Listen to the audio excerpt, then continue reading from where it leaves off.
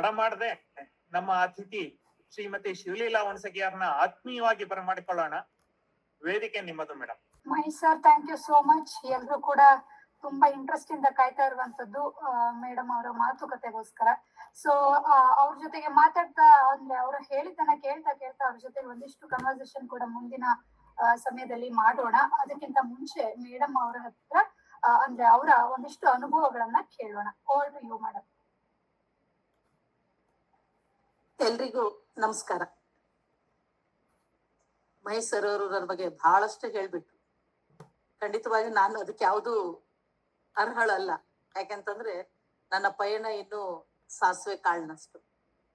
ಯಾಕೆಂದ್ರೆ ಒಬ್ಬ ವ್ಯಕ್ತಿ ಪರಿಪೂರ್ಣ ಆಗ್ಬೇಕು ಅಂತ ಆದ್ರೆ, ಅಥವಾ ಆ ವ್ಯಕ್ತಿ ತನ್ನನ್ನ ತಾನು ತೊಡಗಿಸ್ಕೊಳ್ಬೇಕು ಅಂತ ಆದ್ರೆ, ಅವನು ತನ್ನ ನಡೆದು ಬಂದ ಹಾದಿಯನ್ನ ಒಂದು ಕ್ಷಣ ಹಿಂತಿರುಗಿ ನೋಡ್ಬೋದು. ಯಾಕೆ ಅವನು ಹಿಂತಿರುಗಿ ನೋಡ್ಬೇಕು ಅಂತಂದ್ರೆ, ಕೇವಲ ನಾವು ಏಣಿಯನ್ನ ಬಳಸ್ಕೊಂಡ ಹಾಗೆ ನಮ್ಮ ಬದುಕಾಗ್ಬಾರ್ದು. ಹತ್ತಿದ ಮೇಲೆ ಅಥವಾ ದಡವನ್ನ ದಾಟಿದ ಮೇಲೆ ಅಂಬಿಗ ಯಾಕ್ಬೇಕು, ಏಣಿ ಯಾಕ್ಬೇಕು ಅನ್ನುವಂತ ಸಂದರ್ಭಗಳು ಬಂದಾಗ ಮುಂದೊಂದು ದಿನ ಅಂಬಿಗನು ಬೇಕಾಗತ್ತೆ, ಇಳಿಲಿಕ್ಕೆ ಏಣಿನೂ ಬೇಕಾಗತ್ತೆ. ಆ ಕ್ಷಣದಲ್ಲಿ ಕಳೆದುಕೊಂಡ ಮೇಲೆ ನಮ್ಗೆ ಯಾವುದೂ ಕೂಡ ಮತ್ತೆ ಪುನಃ ಸಿಗಲ್ಲ. ಅಂತ ಸಂದರ್ಭದಲ್ಲಿ ನಾವು ಇರುವಂತ ವಲಯ ಬಹಳ ನೋಡೋರ ದೃಷ್ಟಿಗೆ ಸರಳವಾದಂತ ವಲಯ ಇದು, ಸಾಹಿತ್ಯಿಕ ವಲಯ. ಆದ್ರೆ ಖಂಡಿತವಾಗಿಯೂ ಅದರ ಆಳದಲ್ಲಿ ಇಳಿದ್ರೆ ಸಾಗರದ ಒಂದು ಹನಿ ನೀರು ಕೂಡ ನನಗೆ ದಕ್ಕದೇ ಇರುವಷ್ಟು ಅದರ ಒಂದು ವಿಸ್ತಾರ ಇದೆ ಅಂತಂದ್ರೆ ತಪ್ಪಾಗ್ಲಿಕ್ಕಿಲ್ಲ. ಅಂತಹ ಸಮಯದಲ್ಲಿ ನನ್ನನ್ನ ಈ ಒಂದು ಬ್ಲಾಗಿಗೆ ಅಥವಾ ಒಂದು ಆನ್ಲೈನ್ ವೇದಿಕೆಗೆ, ಬೃಹತ್ತಾದಂತ ಒಂದು ಒಳ್ಳೆ ವೇದಿಕೆಗೆ ನನ್ನನ್ನ ಪ್ರಥಮವಾಗಿ ಇದೊಂದು ಪೂರ್ಣಿಮಾ ಹೇಳಿದಾಗ ನಾನು ಅಯ್ಯೋ ದೇವ್ರೆ ಯಾಕಪ್ಪ ಅಂದೆ. ನಾನು ಮೊದ್ಲೆಲ್ಲ ಎಲ್ಲ ಘಟಾನುಘಟಿ ಮುಗಿಲಮ್ಮ, ನಂದೊಂದು ಪಾರ್ಟಿ ಯಾವಾಗಾರು ಅವಶ್ಯಕತೆ ಇದ್ದಾಗ ಮಾಡೋಣ, ಬೇಡ ಅಂದಿದ್ದೆ ನಾನು. ಯಾಕೆಂದ್ರೆ ನಾವು ಹಿರಿಯರಿಂದ ಇನ್ನಿಷ್ಟು ಕಲಿಬೇಕಾದದ್ದು ತುಂಬಾ ಇದೆ. ನಾವೇನು ಕಲ್ತು ಏನು ಸಾಧನೆ, ನಿಜವಾಗ್ಲೂ ನಾವೇನು ಮಾಡಿದ್ದೇನೆ ಅಂತಂದ್ರೆ ಖಂಡಿತವಾಗೋದು ಸಾಧನೆ ಅಲ್ಲ ಅಂತ ನನ್ನ ಒಂದು ಅಭಿಪ್ರಾಯ. ಯಾಕೆಂದ್ರೆ ಜ್ಞಾನ ಯಾವತ್ತು ಅದು ಹೊಸದನ್ನ ಬಯಸ್ತಾ ಮುಂದೆ ಹೋಗ್ತಾನೆ ಇರ್ಬೇಕು. ನಿಂತು ನೀರಾಯ್ತು ಅಂತಂದ್ರೆ ಅದಕ್ಕೆ ಬಹಳಷ್ಟು ವ್ಯವಸ್ಥೆಗಳು ಏನಂತ ಅನ್ನುವುದು ನಾನು ಹೇಳ್ಬೇಕಾಗಿಲ್ಲ. ಅಂಥದ್ರಲ್ಲಿ ಅವಕಾಶ ಕೊಟ್ಟಿದ್ದಕ್ಕಾಗಿ ನಾನು ಮಹೇಶ್ ಸರ್ ಅವರಿಗೆ ಹಾಗೂ ಪೂರ್ಣಿಮಾ ಅವರಿಗೆ ಹಾಗೂ ಸೋಮಶೇಖರ್ ಸರ್ ಅವರಿಗೆ ನಾನು ಪ್ರೀತಿಪೂರ್ವಕವಾಗಿ ವಂದನೆಗಳನ್ನ ಹೇಳ್ತಾ, ನನಗೆ ತೋಚಿದ್ದನ್ನ, ನನ್ನ ಮನಸ್ಸಿಗೆ ಅನಿಸಿದ್ದನ್ನ ಖಂಡಿತವಾಗಿ ನಾನು ಇನ್ನೊಬ್ರಿಗೆ ಅದು ಉಪಯೋಗ ಆಗತ್ತೆ ಅಂತಂದ್ರೆ ಖಂಡಿತವಾಗಿ ಅದನ್ನ ನಾನು ಹೇಳ್ಕೊಳ್ಳಿಕ್ಕೆ ಇಷ್ಟಪಡ್ತೇನೆ. ಅಥವಾ ನನ್ಕಿಂತನೂ ಕಷ್ಟ ಅನುಭವಿಸಿದವರು ಇರ್ಬೋದು, ಅಥವಾ ನನ್ಕಿಂತ ಸುಲಭವಾಗಿ ಅದನ್ನ ದಕ್ಕಿಸ್ಕೊಂಡವರು ಇರ್ಬೋದು. ಯಾರೆಲ್ಲ ಇದ್ದೀರಿ ಅವ್ರು ಎಲ್ಲರಿಗೂ ಕೂಡ ಒಳ್ಳೇದಾಗ್ಬೇಕು, ಒಳ್ಳೆಯ ಕೃಷಿಯನ್ನ ಅವ್ರು ಮಾಡ್ಬೇಕು ಅನ್ನುವಂಥದ್ದು ನನ್ನ ಒಂದು ಧ್ಯೇಯೋದ್ದೇಶ. ಆದ್ಮೇಲೆ ನಾನು ಬರಹಗಾರ್ತಿಯಾಗಿ ನನ್ನ ಪಯಣ ಅನ್ನುವಂತ ಟೈಟಲ್ ಕೊಟ್ಟಿದ್ದೀನಿ. ನನ್ನ ಬರಹಗಾರ್ತಿ ಅಂತ ನಾನು ಅಂದ್ಕೊಂಡಿಲ್ಲ, ಬಟ್ ನೀವು ನನ್ನನ್ನು ಗುರುತಿಸಿದಿರಿ ಅಷ್ಟೆ. ಬರವಣಿಗೆ ಅನ್ನುವಂಥದ್ದು ಆಕಾಶದಿಂದ ಬೀಳ್ತಕ್ಕಂಥ ಮಳೆಯ ಹನಿ ಹಾಗೆ. ಅದು ಮುತ್ತು ಆಗ್ಬೋದು, ಕೆಸರಲ್ಲಿ ಮರ್ತು ಹೋಗ್ಬೋದು, ಹರಿದು ಸಾಗ ಏನ್ ಬೇಕಾದ್ರೂ ಆಗ್ಬಿಡ್ಬೋದು. ಆದ್ರೆ ಆ ನೀರನ್ನ ನಾನು ಪಡೆದುಕೊಂಡು ಮುತ್ತಾಗಿ ಪರಿವರ್ತಿಸುವಂತ ಕಲೆಯನ್ನ ಯಾರು ಹೊಂದಿದಾರೋ ಅವರು ನಿಜವಾದ ಸಾಹಿತಿ. ಹಾಗಾದ್ರೆ ನಾನು ನನ್ನ ಬಗ್ಗೆ ಒಂಚೂರು ನಿಮ್ಗೆ ಹೇಳಲೇಬೇಕು. ನಾನು ಯಲ್ಲಾಪುರದ, ಉತ್ತರ ಕನ್ನಡ ಜಿಲ್ಲೆಯ ಯಲ್ಲಾಪುರ ತಾಲೂಕಿನ ನಿವಾಸಿ. ನನ್ನ ಬದುಕು ಕಟ್ಟಿಕೊಂಡಿರುವಂಥದ್ದು ನನ್ನ ಇದೇ ಊರಲ್ಲಿ. ನನ್ನ ತಂದೆ ಒಬ್ರು ಇಲ್ಲಿ ಪ್ರತಿಷ್ಠಿತ ಯಲ್ಲಾಪುರ ಶಿಕ್ಷಣ ಸಂಸ್ಥೆ ಆಗಿರ್ತಕ್ಕಂಥ YTSS ನಲ್ಲಿ ಒಬ್ಬ ಜವಾನನಾಗಿ ನನ್ನ ತಂದೆ ಕೆಲಸಕ್ಕೆ ಸೇರಿದವರು. ನಾನು ಹುಟ್ಟಿದ್ದು ಕೂಡ ಇಲ್ಲಿಯೇ. ಹಾಗೆ ನನ್ನ ಒಂದು ನಾವು ಎಲ್ಲರಿಗೊಂದು ವಿಶೇಷವಾಗಿ ಏನು ಅಂತಂದ್ರೆ, ಶಿವಲೀಲಾ ಒಬ್ಬ ಸಾಹಿತಿಯಾಗಿ ಬೆಳೆತಿದ್ದು ಹೇಗೆ, ಯಾವ ಹಿನ್ನೆಲೆಯೂ ಇಲ್ಲ ಅವಳಿಗೆ. ಯಾರು ಹಿಂದ್ಗಡೆ ಮಹಾನ್ ಕವಿಗಳಾಗಿರ್ಲಿ, ಒಬ್ಬ ಬರವಣಿಗೆ ಆಗ್ಲಿ, ಇನ್ನು ಒಟ್ಟು ಯಾವುದೂ ಕೂಡ ನನ್ನ ಬ್ಯಾಕ್ಗ್ರೌಂಡ್ ಇಲ್ಲ. ಆದ್ರೂ ಕೂಡ ಇವತ್ತು ಶಿವಲೀಲಾ ಒಂದು ಮಟ್ಟಕ್ಕೆ ಇಲ್ಲಿ ಎಲ್ಲೂ ಒಂದ್ 2-3 ಕಡೆ, ಎಲ್ಲರೂ ಒಂದ್ ಕಡೆ ಶಿವಲೀಲಾ ಹೆಸರು ಕೇಳೋ ಹಾಗೆ ಯಾಕೆ ಹೇಗೆ ಬೆಳೆದ್ಲು ಅಂತ ವಿಚಾರ ಮಾಡಿದ್ರೆ ಇದು ಒಂಥರ ರೋಚಕನೆ ಅಂತಾನೆ ಹೇಳ್ಬೋದು. ಇದು ಎಲ್ಲರಿಗೊಂದು ತಿರುವು ಆಗತ್ತೆ ಕೂಡ. ನಾನು ಚಿಕ್ಕವಳಿದ್ದಾಗ, ಅಂದ್ರೆ ನನ್ನ ತಂದೆ ಜವಾನರಾಗಿದ್ದಾಗ ನಾನು YTSS ನಲ್ಲಿ ಒಂದು ಕ್ವಾರ್ಟರ್ಸ್ ಟೈಪ್ ನಮ್ಮ ತಂದೆಯವರು ಕಟ್ಕೊಂಡಿರುವಂತ ಆ ಒಂದು ತಗಡಿನ ಮನೆಯಲ್ಲಿ ನನ್ನ ವಾಸ, ನನ್ನ ಬಾಲ್ಯ. ಇಡೀ ದಿನ ಶಾಲೆ ಕಾಲೇಜು ಮಕ್ಕಳೆಲ್ಲ ಅಲ್ಲೇ, ಯಾಕಂದ್ರೆ ಮನೇನು ಅಲ್ಲೇ ಇರೋದ್ರಿಂದ ನನಗೆಲ್ಲ ಅಲ್ಲಿ ವಾತಾವರಣ. ಕೊನೆಗೆ ಏನಾಗ್ತಿತ್ತು ಅಂದ್ರೆ ಶಾಲೆ ಎಲ್ಲ ಮುಗಿದ ಮೇಲೆ ಅಲ್ಲಿ ನಿಶಬ್ದ ವಾತಾವರಣ, ಅಲ್ಲಿ ನನ್ನದೇ ಧ್ವನಿ, ನನ್ನದೇ ಸೌಂಡ್. ಇಡೀ ಹೊತ್ತು ಮಕ್ಕಳಿಂದ ತುಂಬಿರ್ತಕ್ಕಂಥ ಒಂದು ಸೌಂಡು ಸಂಜೆ ನಿಶಬ್ದವಾಗಿ ನಿಂತಾಗ ಎಲ್ಲರಿಗೂ ಭಯ ಹುಟ್ಟಿಸುವಂಥದ್ದು. ಯಾಕಂದ್ರೆ ಯಾವುದೇ ಒಂದು ಶಾಲೆಗಳನ್ನ ನೋಡಿ, ಮಕ್ಕಳಿದ್ದಾಗ ಆ ಶಾಲೆ ನೋಡಕ್ ಬಾಳ್ ಚಂದ. ಅದೇ ಮಕ್ಕಳಿಲ್ಲದೆ ಆ ಶಾಲೆಗೆ ಹೋದಾಗ ಖಂಡಿತವಾಗೂ ನಮ್ಗೆ ಅಲ್ಲಿ ಇರ್ಬೇಕು ಅಂತ ಅನ್ಸೋದಿಲ್ಲ. ಯಾಕಂದ್ರೆ ದೇವ್ರ ಸಮಾನ ಮಕ್ಕಳು. ಮಕ್ಕಳಲ್ಲಿ ಇದ್ದಾಗಲೇ ಶಿಕ್ಷಕರಿಗೂ ಒಂದು ಗೌರವ, ಶಾಲೆಗೂ ಒಂದು ಗೌರವ. ಅದ್ರ ರಾತ್ರಿ ಹೊತ್ತಲ್ಲಿ ಶಾಲೆಗೆ ಹೋಗ್ತೀನಿ ಅಂದ್ರೆ ಖಂಡಿತವಾಗಿ ಯಾರು ಧೈರ್ಯ ಮಾಡಲ್ಲ. ಇದು ಒಂದು ಸಂದರ್ಭ ಇದ್ದಾಗ ನಾನಲ್ಲಿ ನನ್ನ ಒಳಗಿನ ಧ್ವನಿಯನ್ನ ನಾನು ಹೇಳ್ಕೊಳ್ಳೋಕೆ ಅಂದ್ರೆ ಅಲ್ಲಿ ಹೇಳೋರು ಯಾರು ಇಲ್ಲ, ನನ್ ಜೊತೆ ಮಾತಾಡೋರು ಯಾರು ಇಲ್ಲ. ಅಮ್ಮ ತನ್ನ ಕೆಲಸದಲ್ಲಿ, ಅಪ್ಪ ತನ್ನ ಕೆಲಸದಲ್ಲಿ. ಹೀಗಾಗಿ ನಾನು ಒಂಟಿಯಾಗಿ ಅಲ್ಲಿ ಎಲ್ಲ ಶಾಲೆ ರೂಮ್ಸ್ ಮುಂದುಗಡೆ, ಹಾಲಿನ ಮುಂದುಗಡೆ ಜೋರಾಗಿ ನನ್ನ ಒಳಗಿನ ಭಾವನೆಗಳನ್ನು ಒಬ್ಬಳೇ ಮಾತಾಡ್ಕೊಳ್ಳೋದು, ಅಥವಾ ಒಬ್ಬಳೇ ನನಗೆ ಏನು ಹೇಳ್ಬೇಕು ಅನ್ಸ್ತಿದ್ಯೋ ಅದನ್ನೆಲ್ಲ ಹೇಳ್ಕೊಳ್ತಾ ಅಡ್ಡಾಡ್ತಾ ಇರುವಂತ ಸಂದರ್ಭ ಚಿಕ್ಕವಳಿದ್ದಾಗ. ಅದು ಕ್ರಮೇಣ ಏನಾಯ್ತು ಅಂತಂದ್ರೆ ನನಗೆ ಎಲ್ಲಿಯೂ ಕೂಡ ಅಲ್ಲೇ ಟೈಮ್ ಪಾಸ್ ಮಾಡ್ಬೇಕು, ಇಲ್ಲಿ ಟೈಮ್ ಪಾಸ್ ಮಾಡ್ಬೇಕು ಅನ್ನುವಂತ ಯಾವ ವಿಷಯಗಳು ನನ್ನ ತಲೆ ಒಳಗೆ ಹಾಯ್ದಿರ್ಲಿಲ್ಲ. ಎಲ್ಲಿ ಸಾಹಿತ್ಯಿಕ ಗೋಷ್ಠಿಗಳು ನಡೀತವೆ, ಎಲ್ಲಿ ಚರ್ಚೆಗಳು ನಡೀತವೆ, ಎಲ್ಲಿ ಯಕ್ಷಗಾನಗಳು ನಡೀತವೆ, ಎಲ್ಲಿ ನಾಟಕಗಳು ನಡೀತವೆ, ಆ ಸ್ಥಳದಲ್ಲಿ ನಾನು ಮೊದಲ ಪ್ರೇಕ್ಷಕಿಯಾಗಿ ಅಲ್ಲಿ ಮುಂದಗಡೆ ಗೋಣಿ ಚೀಲದ ಹಾಸ್ಕೊಂಡು ಅದ್ರ ಮೇಲೆ ಕುತ್ಕೊಂಡು ನೋಡ್ಲಿಕ್ಕೆ ಕೊಳ್ಳುವಂತ ಒಬ್ಬ ಹುಡುಗಿ. ಯಾಕೆ ಅಂತಂದ್ರೆ ನನಗದು ಆಸಕ್ತಿ. ನನಗೆ ಯಾವ ಆಸಕ್ತಿ ಅಂದ್ರೆ ಆ ಎಲ್ಲ ಪೌರಾಣಿಕ ಕಥೆಗಳನ್ನ ಕೇಳುವಂಥದ್ದು, ಅಥವಾ ಎಲ್ಲಾದ್ರೂ ಒಂದು ಅರ್ಥಧಾರಿಗಳು ಹೇಳ್ತಕ್ಕಂತ ವಿಷಯಗಳನ್ನ ಅರ್ಥೈಸ್ಕೊಳ್ಳುವಂಥದ್ದು, ಅಥವಾ ದೇವಸ್ಥಾನದಲ್ಲಿ ಕೀರ್ತನೆಗಳು ತಾಗ್ತಾ ಇದ್ರೆ ಆ ಕೀರ್ತನೆಗಳನ್ನೆಲ್ಲವನ್ನು ಕೇಳುವಂಥದ್ದು. ಆ ಎಲ್ಲದರೊಳಗೂ ಒಂದು ಪಾತ್ರಗಳಲ್ಲಿ ನಾನು ಒಂದು ಪಾತ್ರನೋ ಎನ್ನುವಂತ ಭಾವಗಳು ನನ್ನಲ್ಲಿ ಸಣ್ಣಕ್ಕೆ ಅದು ಬಂದು ಹೋಗ್ತಾ ಇತ್ತು ಅಂತ ಅನಿಸ್ತಾ ಇತ್ತು ಅವಾಗ.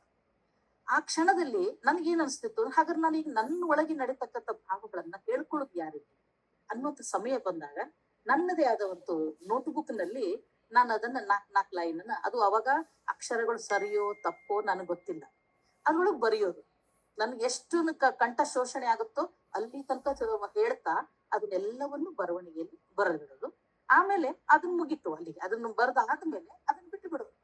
ಮತ್ತೆ ಇನ್ನು ಹೊಸದಾಗಿ ವಿಚಾರ, ಒಂದ್ ವೇಳೆ ಒಂದು ಹಕ್ಕಿ ಕಂಡ್ರು ಕೂಡ ನನಗೆ ಸಂಜೆ ಹೊತ್ತಿನಲ್ಲಿ ಆ ಒಂದು ಹಕ್ಕಿ ಹಾರಾಡ್ತಾ ಇದ್ರು ಅದ್ರ ಬಗ್ಗೆನೂ ಒಂದು ವಿಚಾರ, ನಾಯಿ ಕಂಡ್ರು ಒಂದು ವಿಚಾರ, ಅಮ್ಮ ಕೆಲಸ ಮಾಡ್ತಾ ಇದ್ದಾಳ ಅಂದಾಗ ಅವಳು ಕಷ್ಟ ಪಡ್ತಕ್ಕಂಥ ಒಲೆ ಮುಂದೆ ಕೆಲಸ ಮಾಡೋದನ್ನ ನೋಡಿದಾಗ ಆ ಒಂದು ಅದ್ರ ಬಗ್ಗೆನೂ ವಿಚಾರ, ನನಗೆ ಅಮ್ಮ ಬೈದಾಗ ನನ್ ಮನಸ್ಸಿಗೆ ಏನ್ ನೋವಾಗ್ತದೆ ಅದನ್ನು ವಿಚಾರ.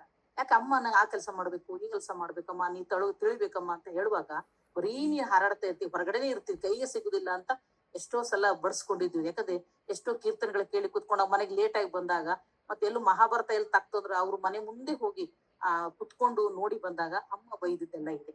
ಅವೆಲ್ಲವೂ ತಲೆಯಲ್ಲಿ ಬಂದಾಗ, ಇವೆಲ್ಲ ವಿಚಾರಗಳು ಬಂದಾಗ ಒಂದಿಷ್ಟು ಬರ್ಕೊಳ್ತಾ ಬಂದಾಗ ಸಮಯಕ್ಕೆ ಸಾಹಿತ್ಯದ ಗೋಷ್ಠಿಗಳಲ್ಲಿ ನಾನು ಹಿಂದೆ ಹುಟ್ಟಿಕೊಳ್ತಾ ಇದ್ದೆ.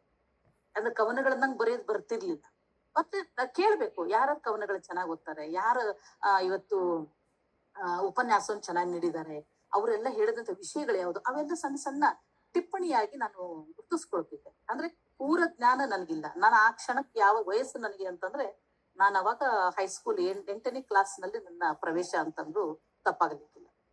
ಅಂದ್ರೆ ಎಲ್ಲರಿಗೂ ಸ್ವಲ್ಪ ನಾನು ಅಂದ್ರೆ ಓದೋದ್ರು ಬರೆಯೋದ್ರಲ್ಲಿ ಎಲ್ಲರಿಗೂ ಮುಂದಿದ್ರು ಕೂಡ, ಈಗ ಎಲ್ಲರೂ ಕೂಡ ಆಟ ಆಡ್ಲಿಕ್ ಬಾ, ಅದಕ್ ಬಾ, ಇದಕ್ ಬಾ ಅಂತ ಖಂಡಿತವ ನಾನು ಅಲ್ಲಿ ಹೋಗ್ತಾ ಇರ್ಲಿಲ್ಲ. ಯಾಕಂದ್ರೆ ನನಗೆ ಆಸಕ್ತಿದಾಯಕ ವಿಷಯ ಇದಾಗಿದ್ರಿಂದ ನಾನು ಇಲ್ಲಿ ತೊಡಗಿಕೊಳ್ತಾ ಇದ್ದೆ. ಇವೆಲ್ಲವೂ ಬರವಣಿಗೆಗಳನ್ನ ನಾವು ಒಂದ್ ಕ್ಷಣ ಹೇಳ್ತೇವೆ. ಮಕ್ಕಳು ಏನಾದ್ರು ಹೇಳ್ತಾ ಇದ್ದಾಗ ಮನೇಲಿ ಬೈತೇವೆ, ಏನ್ ಒದರ್ತಾ ಇರ್ತೀನಿ ನೀನು, ಏನ್ ಬೈತೀನಿ ನಾವು ಅಂತೇವೆ. ತಪ್ಪದು. ಯಾಕಂದ್ರೆ ಮಗುವಿನ ಮನಸ್ಸಿನಲ್ಲಿ ಬರ್ತಕ್ಕಂಥ ಭಾವಗಳು ಅದನ್ನು ಬಿಡಬೇಕು ಬೆಳಿಲಿಕ್ಕೆ. ಆ ಮಗು ಮುಂದೆ ಏನಾಗ್ತಾನೆ ಅಂತ ನಮಗೂ ಗೊತ್ತಿಲ್ಲ. ನಾವೆಲ್ಲ ಇವತ್ತು ಕುದುರೆಗೆ ಇದು ಕಟ್ಟದ ಹಾಗೆ ಕಟ್ಟಿ, ಇಷ್ಟೇ ಹಿಂಗೆ ಓದ್ಬೇಕು, ಇಷ್ಟೇ ಮಾರ್ಕ್ಸ್ ತೆಗಿಬೇಕು, ನೀ ಇಲ್ಲೇ ಹೋಗ್ಬೇಕು, ನೀ ಇಂಜಿನಿಯರ್ ಆಗ್ಬೇಕು, ನೀ ಡಾಕ್ಟ್ರೇ ಆಗ್ಬೇಕು, ಮುಗೀತು ಅವನ ಹುದ್ದೆ ಅಲ್ಲಿಗೆ, ಅವನ ಜೀವನ ಅಲ್ಲಿ ಮುಗೀತು. ಅವ್ನ ನೌಕರಿ ಬಂದ, ಅವನಿಗೆ ಮದುವೆ ಮಾಡಿ ಅವನು ಕ್ಲೋಸ್ ಮಾಡಿದ್ವಿ. ಆದ್ರೆ ಮಗುವಿನಲ್ಲಿ ಇರ್ತಕ್ಕಂಥ ಹವ್ಯಾಸ, ಮಗುವಿನಲ್ಲಿರ್ತಕ್ಕಂಥ ಆಸಕ್ತಿ, ಮಗು ಒಂದ್ ಹಾಡ್ತಾ ಇದೆಯಾ ಅದಕ್ಕೆ ಬೆನ್ತಟ್ಟಿ, ಮಗು ಒಂದಿಷ್ಟು ಕೀರ್ತನೆ ಹೇಳಕ್ ಇಷ್ಟ ಪಡ್ತಾ ಇದೆಯಾ ಅದಕ್ಕೆ ಬೆನ್ತಟ್ಟಿ, ಆಮೇಲೆ ಭಗವದ್ಗೀತೆಗಳನ್ನ ಚೆನ್ನಾಗಿ ಹೇಳ್ತಾ ಇದೆಯಾ ಅದಕ್ಕೆ ನೀವು ರಾಗ ಸಂಯೋಜನೆ ಮಾಡಿಕೊಟ್ಟು ಆ ಮಗುಗೆ ಒಂದು ವೇದಿಕೆಯನ್ನು ಕಲ್ಪಿಸ್ಕೊಡಿ. ಮಗು ಏನಾಗ್ಬೇಕು ಅಂದ್ರೆ ಹವ್ಯಾಸದಲ್ಲೂ ಬೆಳಿಬೇಕು, ಶಿಕ್ಷಣದಲ್ಲೂ ಬೆಳಿಬೇಕು. ಅಂದಾಗ ಆ ಎರಡೂ ಸೇರ್ಕೊಂತು ಅಂತಂದ್ರೆ ಆ ಮಗುವಿನ ವ್ಯಕ್ತಿತ್ವ ನೀವೇ ಊಹಿಸೋದಿಲ್ಲ, ಅಷ್ಟು ಊಹಿಸ್ಲಿಕ್ಕೆ ಆಗ್ತದೆ ಅನ್ನೋದಕ್ಕೆ ಇದು ನನ್ನ ಉದಾಹರಣೆ. ಯಾಕೆ ನಮ್ಮ ಅಪ್ಪ ಅಮ್ಮ ಹೆಚ್ಚು ಕಲ್ತವ್ರಲ್ಲ. ನನ್ನ ತಂದೆ 7ನೇ ಕ್ಲಾಸ್ ಅಷ್ಟೇ, ಅಮ್ಮ 1ನೇ ಕ್ಲಾಸ್. ಅವರಿಗೆ ಎಜುಕೇಶನ್ ಬಗ್ಗೆ ಅಷ್ಟೆಲ್ಲ ಭಾವನೆಗಳು ಇಲ್ಲದೆ ಇದ್ರು ಕೂಡ ಮಗಳು ಏನೋ ಮಾಡ್ತಾ ಇದ್ದಾಳ ಅನ್ನೋದಕ್ಕೆ ನನ್ನ ತಂದೆ ಯಾವತ್ತೂ ನಮ್ಮಮ್ಮ ಯಾವತ್ತೂ ಬೆನ್ತಟ್ಟಿ ಕೈ ಬಿಟ್ಟು ಮಾಡ್ಬೇಕು. ಆದ್ರೂ ಅದು ಪದಗಳೆಲ್ಲ ವ್ಯತ್ಯಾಸಗಳಾಗ್ತಾ ಇರ್ತಿತ್ತು, ಬರವಣಿಗೆ ವ್ಯತ್ಯಾಸ ಆಗ್ತಾ ಇತ್ತು. ಏನೇ ವ್ಯತ್ಯಾಸ ಆಗ್ಲಿ, ಬರವಣಿಗೆ ಅನ್ನುವಂಥದ್ದು ಯಾರ ಸ್ವತ್ತು ಅಂತಂದ್ರೆ ಶ್ರದ್ಧೆ ಯಾರಲ್ಲಿದೆ, ಕಲಿಬೇಕು ಅನ್ನುವಂತ ಆಸಕ್ತಿ ಯಾರಲ್ಲಿದೆ. ಮತ್ತು ಇವತ್ತು ಎಲ್ಲ ನಾವು ಕೆಲವೊಂದಿಷ್ಟು ಬರಹಗಳನ್ನ ಓದೋದನ್ನ ಕಲಿಬೇಕು. ನನಗೆ ಓದ್ಲಿಕ್ಕೆ ಆಸಕ್ತಿ ಇಲ್ಲ ಅಂತಂದ್ರೆ ನಾನು ಬರೆಯೋಕ್ಕಾಗಲ್ಲ.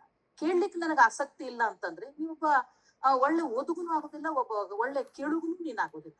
ಎರಡನ್ನೂ ನೀವು ತ್ಯಜಿಸಿ ಬರೀ ನಾ ಬರ್ದಿದ್ದನ್ನೇ ನೀವು ನೋಡಿ ನೋಡಿ ಅಂತ ಇದ್ರೆ ಇನ್ನೊಬ್ಬರ ಬರಹಗಳನ್ನು ನಾನು ಪ್ರೀತಿ ಮಾಡ್ಲಿಲ್ಲ ಅಂತಂದ್ರೆ ನನ್ನ ಬರಹವನ್ನ ಓದೋರು ಯಾರು ಅನ್ನುವಂಥದ್ದು ಒಂದು ಪ್ರಶ್ನೆಯಾಗಿ ನಮ್ಮ ಮುಂದೆ ನಿಲ್ತಾರೆ. ಅಂತ ಸಮಯದಲ್ಲಿ ಆ ಬರವಣಿಗೆಯನ್ನ ನಾನು ಇಷ್ಟಪಟ್ಟು ಬರ್ಕೊಳ್ತಾ ಹೋದಾಗ ನನ್ನ ಗುರುಗಳಿದ್ರು. ನಾನು ಬಾಲ್ಯದಲ್ಲಿದ್ದಾಗ ನಾಸು ಭರತ್ನಳ್ಳಿ ಅಂತ ಒಬ್ಬ, ಈಗ ಅವ್ರು ಇಲ್ಲ, ನೆನ್ಸ್ಕೋಬೇಕು ನಾನು ಗುರುವನ್ನ.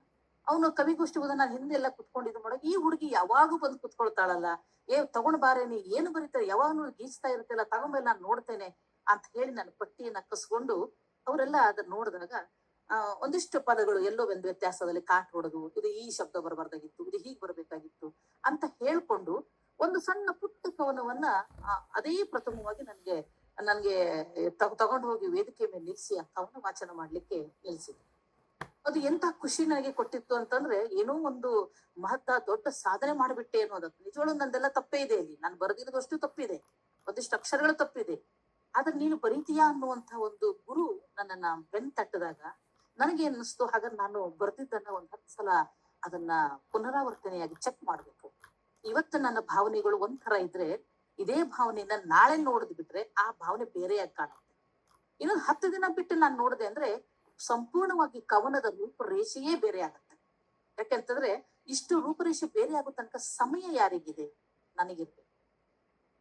ಸಾಹಿತಿಯಾಗಿ ನೀ ಬೆಳಿತೀನಿ ಅಂತ ಆಸೆ ಇಟ್ಕೊಂಡಿದೆ ಅಂದ್ರೆ ನಿನಗೆ ನಿನ್ನ ಬರೆದಿದ್ದನ್ನ ಓದುವಂತಹ ಅಥವಾ ತಿದ್ದುವಂತಹ ಅಥವಾ ಅದ್ರ ಬಗ್ಗೆ ಚರ್ಚೆ ಮಾಡುವಂತಹ ಮನಸ್ಥಿತಿ ಓಪನ್ ಆಗಿ ಎಲ್ಲರ ಮುಂದೆ ಹರಡ್ಕೊಳ್ಬೇಕು.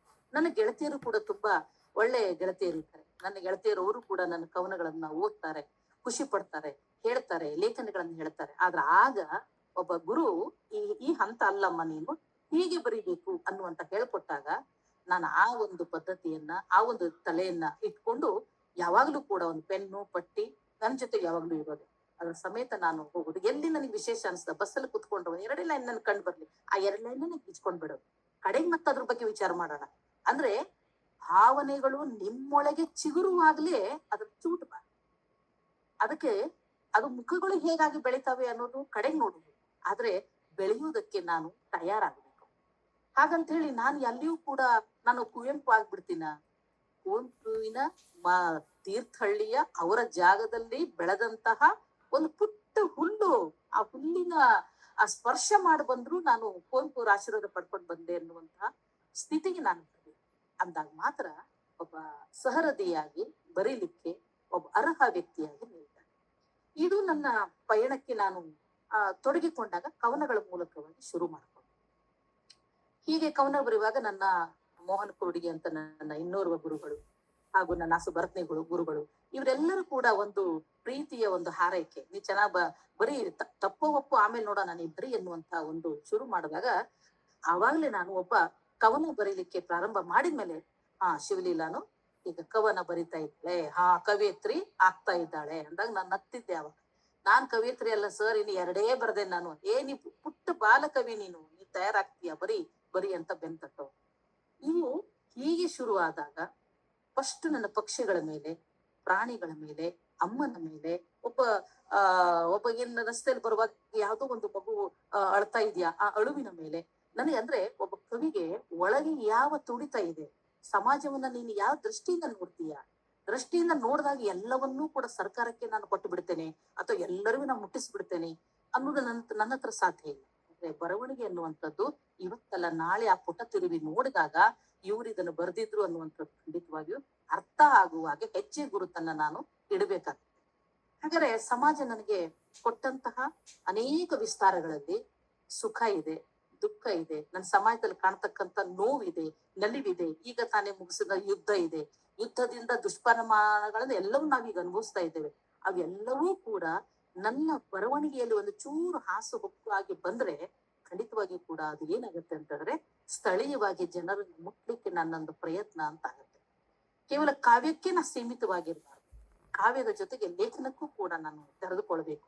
ಅದಕ್ಕಾಗಿ ನನಗೆ ಆ ಕವನಗಳನ್ನು ಇಷ್ಟ ಆದ್ಮೇಲೆ ಅವರೆಲ್ಲ ಹೇಳಿದ್ರು ನೀವು ಬರೀಬಹುದು ಅನ್ನುವಂತಂದಾಗ ಆ ಧೈರ್ಯದ ಮೇಲೆ ನಾನು ಲೈಬ್ರರಿಯಲ್ಲಿ ಹೋಗ್ತಾ ಇದ್ದೆ. ಇಲ್ಲಿ ನಮ್ಮ ಯಲ್ಲಾಪುರ್ನಲ್ಲಿ ಪ್ರಮೋದ್ ಹೆಗಡೆ ಅಂತ ನೀವು ಕೇಳಿರ್ಬೇಕು.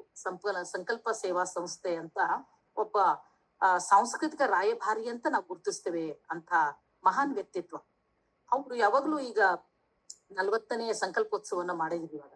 ಅವರ ಒಂದು ಮೌನ ಗ್ರಂಥಾಲಯ ಇತ್ತು. ಅದು ಏನಿಲ್ಲ ಅಂದ್ರೆ 40ರಿಂದ 50,000 ಪುಸ್ತಕಗಳ ಒಂದು ಮಹಾನ್ ಸಂಗ್ರಹ ಅದು. ಆ ಮೌನ ಗ್ರಂಥಾಲಯದಲ್ಲಿ ನನಗೆ ಸರ್ ನನಗೆ ಓದ್ಲಿಕ್ಕೆ ಅವಕಾಶ ಕೊಡ್ತಾ ಇದ್ರು. ಯಾವುದೇ ಕೂಡ ನನಗೆ ಇದಿಲ್ಲ, ಏನು ನೀವು ಬರಬಾರ್ದು, ನೀವು ಓದ್ಬಾರ್ದು ಅನ್ನುವಂಥ ಭಾವನೆಗಳಿಲ್ಲ. ನೀ ಎಷ್ಟೊತ್ತಿ ಬೇಕು, ಏನ್ ಬೇಕು ಓದು, ಏನ್ ಸಮಾಧಾನ ಆಗ್ತದೆ ಅಷ್ಟು ಪುಸ್ತಕ ಓದ್ಕೋ, ನೀನ್ ಬೇಕಾದ್ರೆ ಮನೆಗೂ ತಗೊಂಡು ಹೋಗು, ಓದು ವಾಪಸ್ ತಂದು ಇಡು ಅನ್ನುವಂತ ಒಂದು ಮುಕ್ತ ಒಂದು ವಿಶ್ವವಿದ್ಯಾಲಯದಲ್ಲಿ ನನಗೊಂದು ದಾರಿ ಮಾಡಿಕೊಟ್ಟ ಹಾಗೆ ನಮ್ಮ ಪ್ರಮೋದ್ ಹೆಗಡೆಯವರು ನಾನು ಈ ಸಮಯದಲ್ಲಿ ನೆನೆಸ್ಬೇಕು. ಯಾಕಂದ್ರೆ ಒಂದು ಓದುದೇ ನಾನು ಏನಾದ್ರು ಬರಿತೀನಿ ಅಂದ್ರೆ ಅದು ತಪ್ಪಾಗತ್ತೆ. ಅಧ್ಯಯನ ಇಲ್ಲ ಅಂತಾದ್ರೆ, ಅಧ್ಯಯನಶೀಲನಾಗಿ ನಾನು ಇರ್ಲಿಲ್ಲ ಅಂತಾದ್ರೆ ನಾನು ಯಾವ ಬರವಣಿಗೆಗಳು ಕೂಡ ಯಾರ ಮನಸ್ಸಿಗೆ ತಟ್ಟೋದು ಇಲ್ಲ ಗೊತ್ತಿಲ್ಲ, ಅದು ನನ್ನ ಮನಸ್ಸಿಗೆ ಅದು ತಟ್ಟೋದಿಲ್ಲ. ಯಾಕಂದ್ರೆ ನಿಮ್ಮ ಅಧ್ಯಯನ ನಿಮ್ಮ ಕನ್ನಡಿ ಇದ್ದ ಹಾಗೆ. ಯಾಕಂದ್ರೆ ನೀವೇನ್ ಬರೆದಿದ್ದೀರಿ ಅದು ನಿಮ್ ಕನ್ನಡಿ ರೂಪವಾಗಿ ನಿಮ್ಮ ಬರವಣಿಗೆಯಲ್ಲಿ ಬಂದಿರುತ್ತೆ. ಅದಕ್ಕಾಗಿ ಅದನ್ನ ನಾನು ಶುರು ಮಾಡ್ಕೊಂಡೆ. ಇನ್ನು ಬರವಣಿಗೆಯನ್ನ ನಾನು ವಿಚಾರ ಮಾಡ್ಕೊಂಡಾಗ ಅದು ಒಂದು ದಿನದಲ್ಲೇ ಆಗ್ಬಿಡ್ತದೆ ಬರವಣಿಗೆ. ಹಾಗಾದ್ರೆ ನಾವೆಲ್ಲ ವಿಚಾರ ಮಾಡ್ತೇವೆ, ಇಲ್ರಿ ನಾನು ನಿನ್ನೇನು ಓದ್ತಾ ಇದ್ದೆ, ಇವತ್ತು ಬರೋದೊಂದು ಆರ್ಟಿಕಲ್ ಕಳಿಸ್ಬಿಟ್ಟೆ. ಇದು ಅಲ್ಲ, ಕೆಲವ್ರದ್ದು ಹಾಗೆ ಇರುತ್ತೆ ನೋಡಿ. ಅದು ಹಿಂಗ್ ಬರ್ದೆ, ಹಿಂಗ್ ಕಳಿಸ್ಬಿಟ್ಟೆ, ಹಿಂಗ್ ಕೊಟ್ಟೆ, ತಕ್ಷಣ ಬರ್ದ್ಬಿಟ್ಟೆ ನಾನು, ಈಗ ತಕ್ಷಣ ರೆಡಿ ಆಗ್ಬಿಡ್ತು, ಹೀಗೆ ಬಂದ್ಬಿಡುತ್ತೆ. ಅದು ಯಾವುದು ಕೂಡ ತಕ್ಷಣವಾಗಿ ಪಕ್ವವಾಗುವಂತ ಒಂದು ಅನ್ನ ಆಗ್ಲಿಕ್ಕೂ ಕೂಡ ಒಂದಿಷ್ಟು ಸಮಯ ಬೇಕು, ಒಂದು ಬೇಳೆ ಕುದಿಲಿಕ್ಕೂ ಒಂದು ಸಮಯ ಬೇಕು. ಅಂದಾಗ ಒಬ್ಬ ಸಾಹಿತಿ ಒಂದು ರಚನೆಯನ್ನ ಮಾಡ್ಬೇಕು ಅಂತಂದಾಗ ಅದು ಎಷ್ಟು ಕಷ್ಟ ಅನ್ನೋದು ಒಬ್ಬ ತಾಯಿ 9 ತಿಂಗಳ ಹೇಗೆ ತನ್ನ ಮಗುವನ್ನ ಪಾಲಿಸ್ತಾಳೋ, ತನ್ನ ಹೊಟ್ಟೆಯಲ್ಲಿ ಇಟ್ಕೊಂಡು ಜನನವಾಗುವಾಗ ಏನು ಅವಳು ಅನುಭವಿಸ್ತಾಳೋ ಅಂತ ಒಂದು ವೇದನೆ ಯಾವಾಗ ಬಂದಿದೆ ಅದು ಪಕ್ವವಾದಂತಹ ಕವನ ಆಗಿರುತ್ತೆ, ಅದು ಪಕ್ವವಾದಂತಹ ಲೇಖನ ಆಗಿರುತ್ತೆ. ಅಂಥದ್ರಲ್ಲಿ ಒಂದು ದಿನದಲ್ಲಿ ಆಗ್ತಕ್ಕಂಥ ವಿಷಯ ಇದಲ್ಲ ಅಂತ ನಾನು ಹೇಳಿದಾಗ, ಅಭ್ಯಾಸ, ಓದು, ನಿಮ್ಮ ಒಳಗಿನ ಧ್ವನಿ ಇವೆಲ್ಲವೂ ಸಮ್ಮಿಳಿತ ಆಯ್ತು ಅಂತಾದ್ರೆ ಖಂಡಿತವಾಗೂ ಕೂಡ ಅದು ಬರಹ ಆಗಿ ನಿಮ್ಮ ಮುಂದೆ ತಯಾರಾಗಿ ಬಂದಾಗ ನೀವು ಎದೆಗೆ ಅಪ್ಕೊಂಡು ಸಂತೋಷ ಪಡ್ತೀರಿ. ಇಲ್ಲ ನಿಜವಾಗ್ಲು ನಮ್ಮ ಕಣ್ಣಂಚಲ್ಲಿ ನೀರು ಬರುತ್ತೆ, ನಾನು ಬರ್ದಿದ್ದು ಚೆನ್ನಾಗಿದೆ ಅನ್ನುವಂತ ಒಂದು ಅಭಿಪ್ರಾಯ. ಇಲ್ಲ ಅಂತಂದ್ರೆ ಓದಿದವರು ಖಂಡಿತವಾಗೂ ಹೇಳ್ತಾರೆ ಇದು ಚೆನ್ನಾಗಿಲ್ಲ, ಇನ್ನೂ ಏನೋ ಬರ್ಬೇಕಾಗಿತ್ತು, ಅಥವಾ ಇನ್ನೂ ಏನೋ ಸೇರಿಸ್ಬೇಕಾಗಿತ್ತು, ಅದು ಈ ಕವನದಲ್ಲಿ ಯಾವುದೂ ಅಂಶಗಳೇ ಇಲ್ಲ, ಬರ್ದಿದ್ದೀರಿ ಹೌದು, ಅದು ಏನಿದೆ ಅಂತ ಯಾರಿಗೂ ಗೊತ್ತಿಲ್ಲ ಅನ್ನುವಂತ ಭಾವಗಳು ತೆರೆದುಕೊಂಡು. ಹಾಗಾಗಿ ಬರೆಯಲು ಪ್ರಾರಂಭ ಮಾಡ್ಬೇಕು. ಬರೆಯಲು ಏನ್ ಮಾಡ್ಬೇಕು? ಪ್ರಾರಂಭ ಮಾಡ್ಬೇಕು. ಸರಿಯೋ ತಪ್ಪು ಅದು ಕಡೆಗಿನ ವಿಚಾರ. ಬರೆಯದೆಯೇ ನಾ ಲೇಖಕ ಆಗ್ತೀನಿ ಅಂತಂದ್ರೆ, ಬರಹಗಾರ ಆಗ್ತೀನಿ ಅಂದ್ರೆ ಖಂಡಿತವಾಗೂ ಕೂಡ ಅದು ಸಾಧ್ಯ ಇಲ್ಲ. ಬರೆಯೋದಕ್ಕೆ ಯಾರ ಸಮಯವನ್ನು ನಾವು ಕಾಯೋದ್ ಬೇಡ. ನನಗೆ ಇವತ್ತು ಅನಿಸ್ತಾ ಇದೆ, ಅಡಿಗೆ ಮನೆಯಲ್ಲಿ ಒಂದಷ್ಟೆಲ್ಲ ನಾವು ನಿಂತ್ಕೊಂಡಿರ್ತೇವೆ, ಅಡಿಗೆ ಮನೆಯಲ್ಲಿ ಮಾಡ್ತಾ ಇರ್ತೇವೆ. ಅಡಿಗೆ ಮನೆಯಲ್ಲಿ ಮಾಡ್ತಾ ಇರುವಾಗ ಇದು ರೆಸಿಪಿ ನಾನು ಮಾಡಿ ಯೂಟ್ಯೂಬ್ ಮಾಡಿ ಹಾಕ್ಬಿಡ್ಬೋದಲ್ಲ, ಆ ಕ್ಷಣಕ್ಕೆ ಅನ್ಸುತ್ತೆ.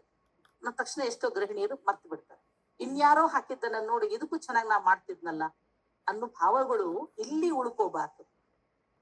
ಪ್ರಕಟ ಆಗ್ಲಿಕ್ಕೆ ಲೇಟ್ ಆಗ್ಬೋದು, ಅದು ಬರವಣಿಗೆಲ್ ತರ್ರಿ. ಮೊದಲು ನೀವು ಪರೀಕ್ಷೆ ಮಾಡ್ರಿ, ನಿಮ್ಮ ಪಾಕ ಸಿದ್ಧ ಮಾಡಿ, ನಿಮ್ಮ ಬರವಣಿಗೆನ ಸಿದ್ಧ ಮಾಡಿ. ಅಲ್ಲಿ ಆ ನಂತರ ಅದು ಪಕ್ವ ಆದ್ಮೇಲೆ ಹೊರಗೆ ಅದನ್ನ ಕಳಿಸ್ಬೇಕು ಅನ್ಸಿದ್ರೆ ಹೊರಗಡೆ ಹಾಕಿ. ಇಲ್ಲಪ್ಪ ಅಂದ್ರೆ ನಿಮ್ಮ ಖುಷಿಗಾರು ನೀವು ಒಂದ್ ಕಡೆ ಬರೆದು ಇಡುವಂತ ಕೆಲಸಗಳನ್ನ ಮಾಡ್ಬೇಕು ಅನ್ನುವಂಥದ್ದು ಅದು ನಾನ್ ಮಾಡ್ಕೊಳ್ತಾ ಬಂದೆ.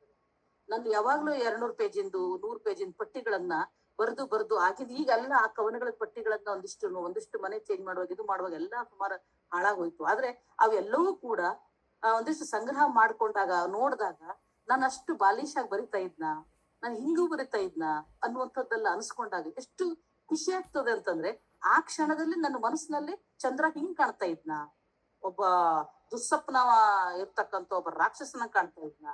ಅಯ್ಯೋ ಈ ಹೂ ನನಗೆ ಯಾಕೆ ಹೆದರ್ಸ್ತಾ ಇತ್ತು, ಕೆಂಪು ಹೂ ನೋಡಿದಾಗಲ ಭಯ ಆಗ್ತಾ ಇತ್ತು. ಈಗ ಎಷ್ಟೋ ಮಕ್ಕಳಿಗೆ ನಾವು ಚಂದಮಾಮನೆ ತೋರಿಸಿ ಊಟ ಮಾಡ್ತೇವೆ, ಆದ್ರೆ ಆ ಚಂದಮಾಮನ ಕಥೆಯನ್ನ ಹೇಳಲಿಕ್ಕೆ ಅಮ್ಮನಿಗೂ ಬರ್ಬೇಕಲ್ಲ. ಆ ಕಥೆಯನ್ನ ಕಟ್ಟುವಂತ ಕೆಲಸ ಇಲ್ಲಿ ನಡಿಬೇಕು. ನನ್ನ ತಲೆ ಒಳಗಡೆ ಒಂದು ಪ್ರಾಕ್ಟೀಸ್ ಆಗ್ತದೆ. ಹೇಗ್ ನಡಿಬೇಕು ಅಂತಂದ್ರೆ ಹೆಂಗೆ ಒಗ್ಗರಣೆ ಹೆಂಗ್ ಹಾಕ್ತಿವಿ ಹಾಗೆ ಮಗುವನ್ನ ಕೇಂದ್ರೀಕೃತವಾಗಿ ಇಟ್ಕೊಂಡು ಚರ್ಚೆ ಮಾಡ್ತೇವೆ. ಅದೇ ಕಥೆಯನ್ನ ನಾನು ಎಲ್ಲಿ ಇಳಿಸ್ಬೇಕು, ನನ್ನ ಬರಹದಲ್ಲಿ ಇಳಿಸ್ಕೊಂಡ್ರೆ ಖಂಡಿತವಾಗೂ ಅದು ಚೆನ್ನಾಗಾಗುತ್ತೆ. ಗುರುಗಳು ಯಾವತ್ತೂ ನೀನಲ್ಲಿ ನಿನ್ ಕವನ ಬರ್ಲಿಕ್ಕೆ ಬರುದಿಲ್ಲ, ನೀವ್ ಓದ್ಲಿಕ್ ಬರುದಿಲ್ಲ, ನಿನ್ಗೆ ಇದೆಲ್ಲ ನಿನ್ಗೆ ಅರ್ಥನೇ ಆಗುದಿಲ್ಲ, ನೀನ್ ನಡೆದ್ಬಿಡು, ನೀನು ನಿಲ್ಬೇಡ ಅಂತ ಏನಾದ್ರು ಒಂದು ಆ ಕ್ಷಣದಲ್ಲಿ ಅಂದ್ಬಿಟ್ಟಿದ್ರೆ ಖಂಡಿತವಾಗಿ ನಾನು ಪೆನ್ನು ಕೊಟ್ಟಿ ನನ್ನ ಪಕ್ಕದಲ್ಲಿ ಇದ್ದಿದ್ದು ಶಾಶ್ವತವಾಗಿ ಸೈಡಿಗೆ ಇಟ್ಬಿಡ್ತಿದ್ನೋ ಏನೋ ನನ್ಗೆ ಗೊತ್ತಿಲ್ಲ. ಅಂದ್ರೆ ಗುರುಗಳು ಹಾಗೆ ಸಿಗ್ಬೇಕು, ಸ್ನೇಹಿತರು ಹಾಗೆ ಸಿಗ್ಬೇಕು, ತಿದ್ದೂರು ಸಿಗ್ಬೇಕು. ಯಾರಿಗೊಬ್ರು ನಿಮ್ಮ ಲೇಖನ ಕವಿತೆ ನೋಡಿ ಚೆನ್ನಾಗಿಲ್ರಿ, ಇದು ಇನ್ನು ಚೆನ್ನಾಗಿ ಬರೀರಿ ಅಂತಂದ್ರೆ ನಾವು ಅದನ್ನ ನಕಾರಾತ್ಮಕ ತಗೋಬಾರ್ದು. ಹೌದಲ್ವಾ? ನಾನು ಹಾಗಾದ್ರೆ ಮುಂದಿನ ಸಲ ನಾನು ಚೆನ್ನಾಗಿ ಮಾಡ್ತೀನಿ. ಒಬ್ರು ಯಾರೋ ಚೆನ್ನಾಗಿ ಹಾಡಿದ್ರು ಅದು ಅಪ್ರಿಶಿಯೇಟ್ ಮಾಡ್ಬೇಕು. ಇವತ್ತು ತಾರಾ ಮೇಡಮ್ ಚೆನ್ನಾಗಿ ಹಾಡಿದ್ರು, ಅದು ಖುಷಿಯಾಗಿ ನಾವು ಅವರನ್ನ ಒಳ್ಳೆ ಹಾಡಿದ್ರಿ ಮೇಡಮ್ ನೀವಂತ ನಾವು ಅವ್ರಿಗೆ ಅಪ್ರಿಶಿಯೇಟ್ ಮಾಡ್ಬೇಕು. ಅದು ಬಿಟ್ಕೊಂಡು ನಾವ್ ಏನಾದ್ರು ಹಿನ್ನೆಲೆಯಾಗಿ ಏನೋ ಮಾತಾಡ್ಬಿಟ್ವಿ ಅಂದ್ರೆ ಖಂಡಿತವಾಗಿ ಅವ್ರಿಗೆ ಕರೆಕ್ಟ್ ಆಗ್ಬಿಡುತ್ತೆ. ಮುಂದೆ ಅವ್ರು ಹಾಡೋದಕ್ಕೆ ಖಂಡಿತವಾಗಿ ಇಷ್ಟಪಡಲ್ಲ.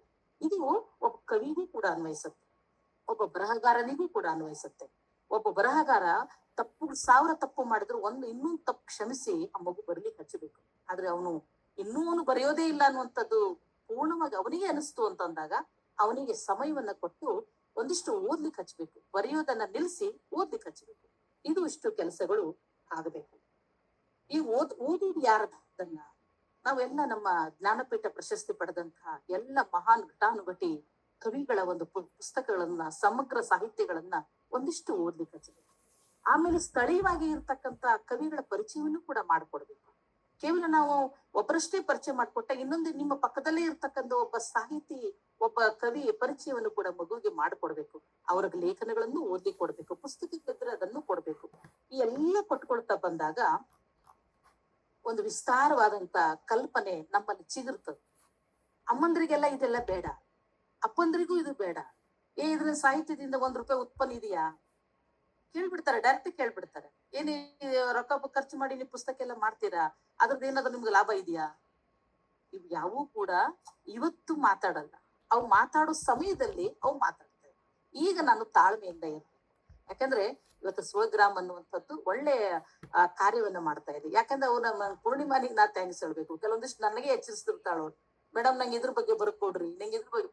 ಅವಾಗ ಅವ್ಳು ಹೇಳಿದಾಗ ನನಗೆ ಒಂದಿಷ್ಟು ತಡ ಮಾಡಿ ನನಗೆ ಕೊಟ್ಟಿದ್ದು ಇದೆ ಅವಳಿಗೆ. ಯಾಕಂದ್ರೆ ನನಗೆ ಒಂದಿಷ್ಟು ಅದರ ಪರಿಕಲ್ಪನೆಗಳು ಸ್ಪಷ್ಟವಾಗಿ ನನ್ನ ಗೆಳತಿಯರಿಗೆ, ನನ್ನ ಸ್ನೇಹಿತರಿಗೆ ಕೇಳ್ಕೊಂಡು ಒಂದಿಷ್ಟು ಸಂಗ್ರಹ ಮಾಡಿ ಅವಳಿಗೆ ನಾನು ಕೊಡ್ಬೇಕಾದಾಗ ಒಂದಿಷ್ಟು ಭಾವಗಳು ಅಂದ್ರೆ ನಿನ್ನ ಒಡನಾಟದಲ್ಲಿ ಇರುವಂತಹ ಸಿದ್ಧಿ ಜನಾಂಗದ ಚೆನ್ನಾಗಿರುವಂತ ಸಿದ್ಧಿ ಜನಾಂಗದ ಚಿಗಳಿ ಚಟ್ನಿ, ಕೆಂಪಿರುವೆ ಚಟ್ನಿಯನ್ನ ಮಾಡುವಂತ ನಾವು ಕಣ್ಣಾರೆ ನೋಡಿರುವಂತದ್ದು.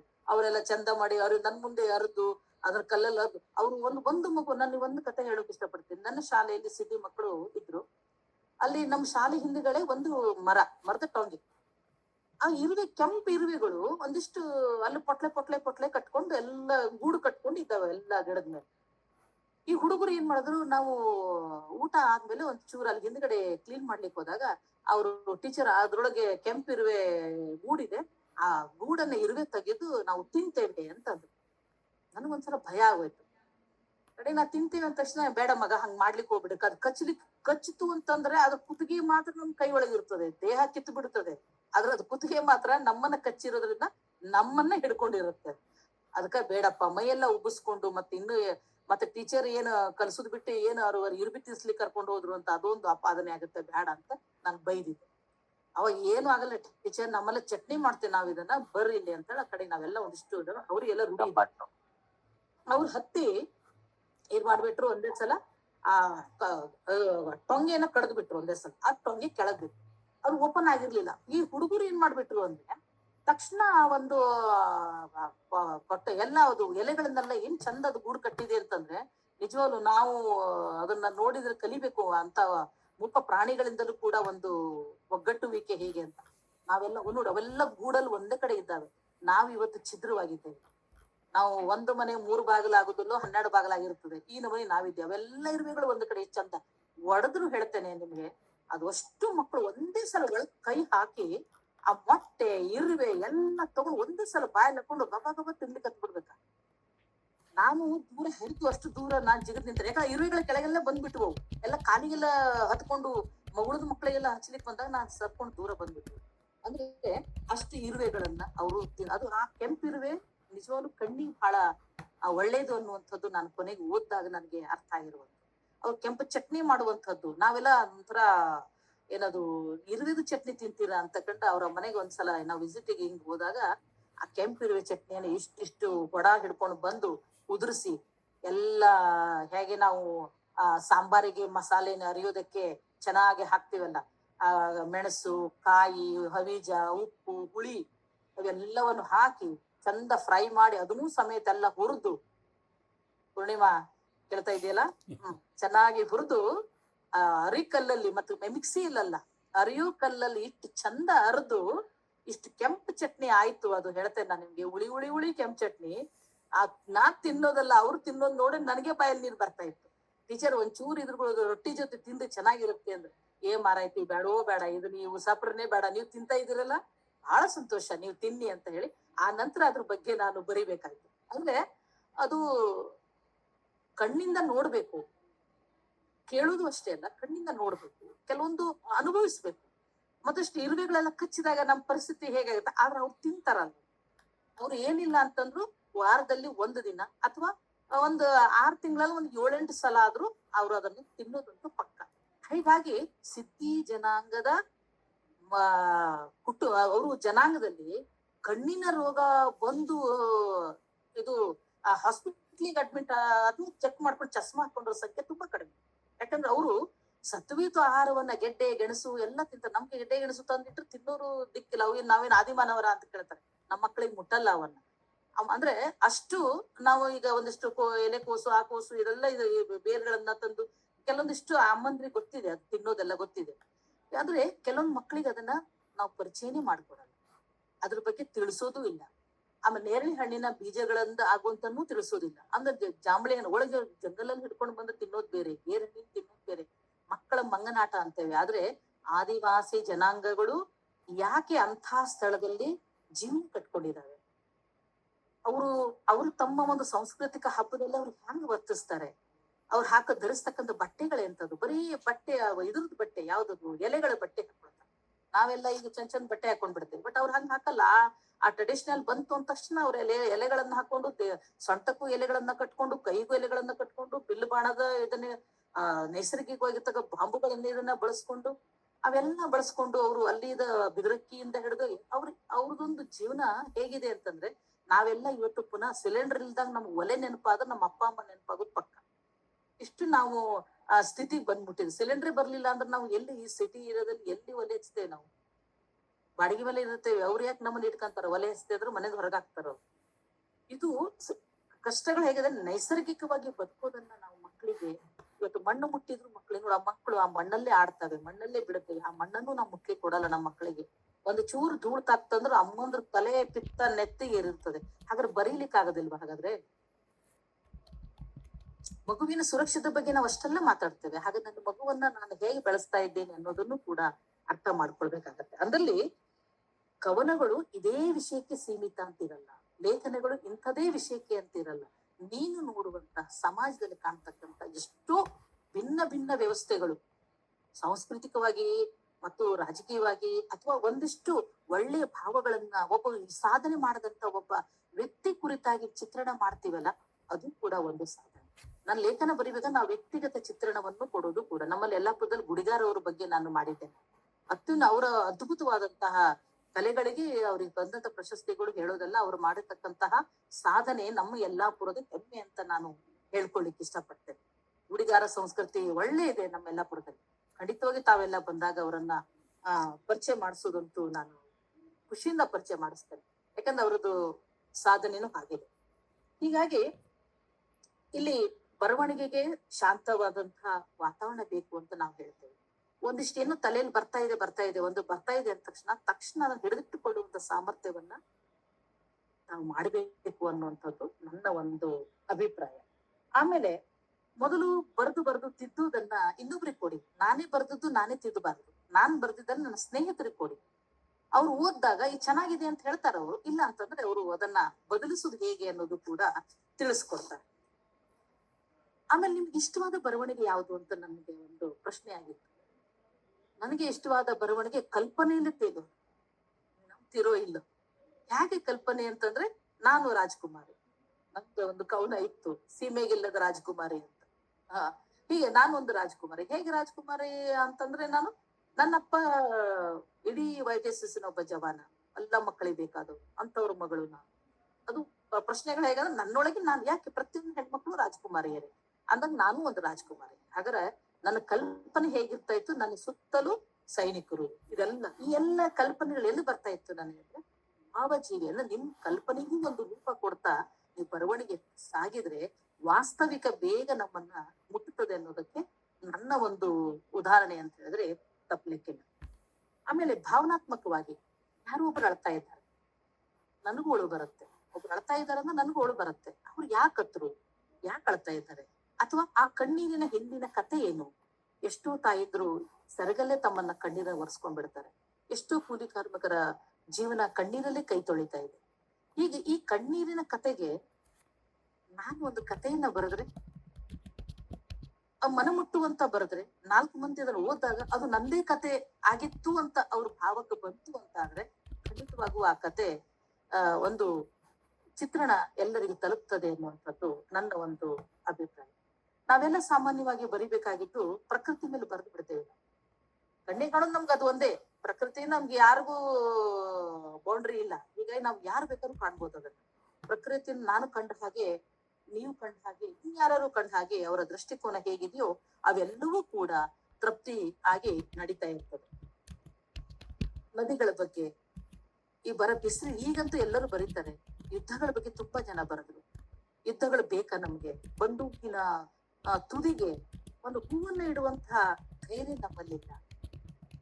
ನನ್ನ ಧೈರ್ಯನೇ ಇಲ್ಲ. ನಾವೆಲ್ಲರೂ ಪುಂಗವಾಗಿ ಮಾತಾಡ್ತೇವೆ, ನಾವು ಪುರ್ಸೊತ್ತಿಲ್ಲೇ ಮಾತಾಡ್ತೇವೆ. ಆದ್ರೆ ಯಾವ ಒಬ್ಬನ ಕೋವಿ ಮುಂದೆನೂ ಕೂಡ ನಾವು ಹೂ ಇಡುವಂತ ತಾಕತ್ತಿಲ್ಲ. ಅಷ್ಟೊಂದು ತಾಕತ್ ನಾವ್ ಇಟ್ಟಿದ್ದೆ ಆದ್ರೆ ಬಾರ್ಡರ್ ಅಲ್ಲಿ ಇವತ್ತು ಸೈನಿಕರು ಹಗಲು ರಾತ್ರಿ ಗಡಿ ರಕ್ಷಣೆಗಾಗಿ ತಮ್ಮ ಜೀವನವನ್ನ ಒತ್ತೆ ಇಟ್ಟು ನಮ್ಮನ್ನೆಲ್ಲ ಕಾಪಾಡುವಂತ ಕಷ್ಟಕರ ಜೀವನ ಅವರು ಮಾಡ್ತಾ ಇದಾರಲ್ಲ. ಆ ಯುದ್ಧಗಳು ಇರ್ಲಿಲ್ಲ ಅಂದ್ರೆ ಅವರು ಕೂಡ ನಿರ್ಲಿಪ್ತರಾಗಿ ಗಡಿಯನ್ನ ಕಾಯ್ಕೊಂಡಿರ್ತಾ ಇದ್ರಲ್ಲ. ಸಾವನ್ನ ಎದುರು ನೋಡ್ತಾ ಇರುವಂತ ಒಬ್ಬ ಸೈನಿಕನಿಗೆ ಕವಿಯಾದಂಥವನು ಯಾವ ಮಾನ್ಯತೆಯನ್ನ ಕೊಡ್ಬೇಕು ಅನ್ನೋದನ್ನ ಖಂಡಿತವಾಗೂ ಕೂಡ ನಾವು ನನ್ನ ದೇಶ ರಕ್ಷಣೆ ಅಂತಂದ್ರೆ ನನ್ನ ಒಂದು ಕರ್ತವ್ಯ ಆ ಸೈನಿಕನ ಕುಟುಂಬದ ಬಗ್ಗೆ ವಿಚಾರ ಮಾಡಿ. ಸೈನಿಕ ತನ್ನ ಜೀವವನ್ನ ಯಾವಾಗ ಬಿಡ್ತಾನೆ ಅದು ಭಗವಂತ. ಆದ್ರೆ ಅವನ ಕುಟುಂಬದ ನಂತರದ ಅವನ ಕುಟುಂಬದ ಸ್ಥಿತಿ ಅದ್ರ ಬಗ್ಗೆ, ಮತ್ತು ಜನ ಮೊದಲೆಲ್ಲ ಸೈನಿಕಕ್ಕೆ ಹೋಗುವಂತ ಸ್ಥಿತಿಗೆ ಇವತ್ತಿನ ಸ್ಥಿತಿಗೆ ಎಷ್ಟೊಂದು ಬದಲಾವಣೆ ಆಗಿದೆ ಅನ್ನೋದ್ರ ಕೂಡ ಚಿತ್ರಣ ಆಗ್ಬೇಕು.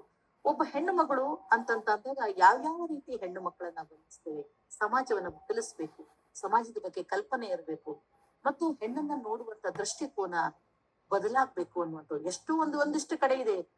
ಅಪವಾದವಾಗಿ ಹೆಣ್ಮಕ್ಳಿದ್ದಾರೆ, ನಾನು ಇಲ್ಲ ಅಂತ ಹೇಳಲ್ಲ. ಅಪವಾದವಾಗಿ ಗಂಡ್ಮಕ್ಳು ಕೂಡ ಇದ್ದಾರೆ, ಅದನ್ನು ನಾನು ಇಲ್ಲ ಅಂತ ಹೇಳಲ್ಲ. ಯಾಕಂದ್ರೆ ಅವೆಲ್ಲವೂ ಕೂಡ ಒಂದೇ ಮಾನದಂಡವಾಗಿ ಎಲ್ಲಾ ಹೆಣ್ಮಕ್ಳಿಗೂ ಅದು ಪ್ರಯೋಗ ಆಗ್ಬಾರ್ದು. ಯಾರೋ ಒಬ್ರು ತಪ್ಪು ಮಾಡಿದ್ದನ್ನ ಎಲ್ಲರಿಗೂ ಅದು ಶಿಕ್ಷೆಯಾಗಿ ಬರಬಾರದು ಅನ್ನುವಂಥದ್ದು ಒಂದು ಆಗಿರುತ್ತೆ.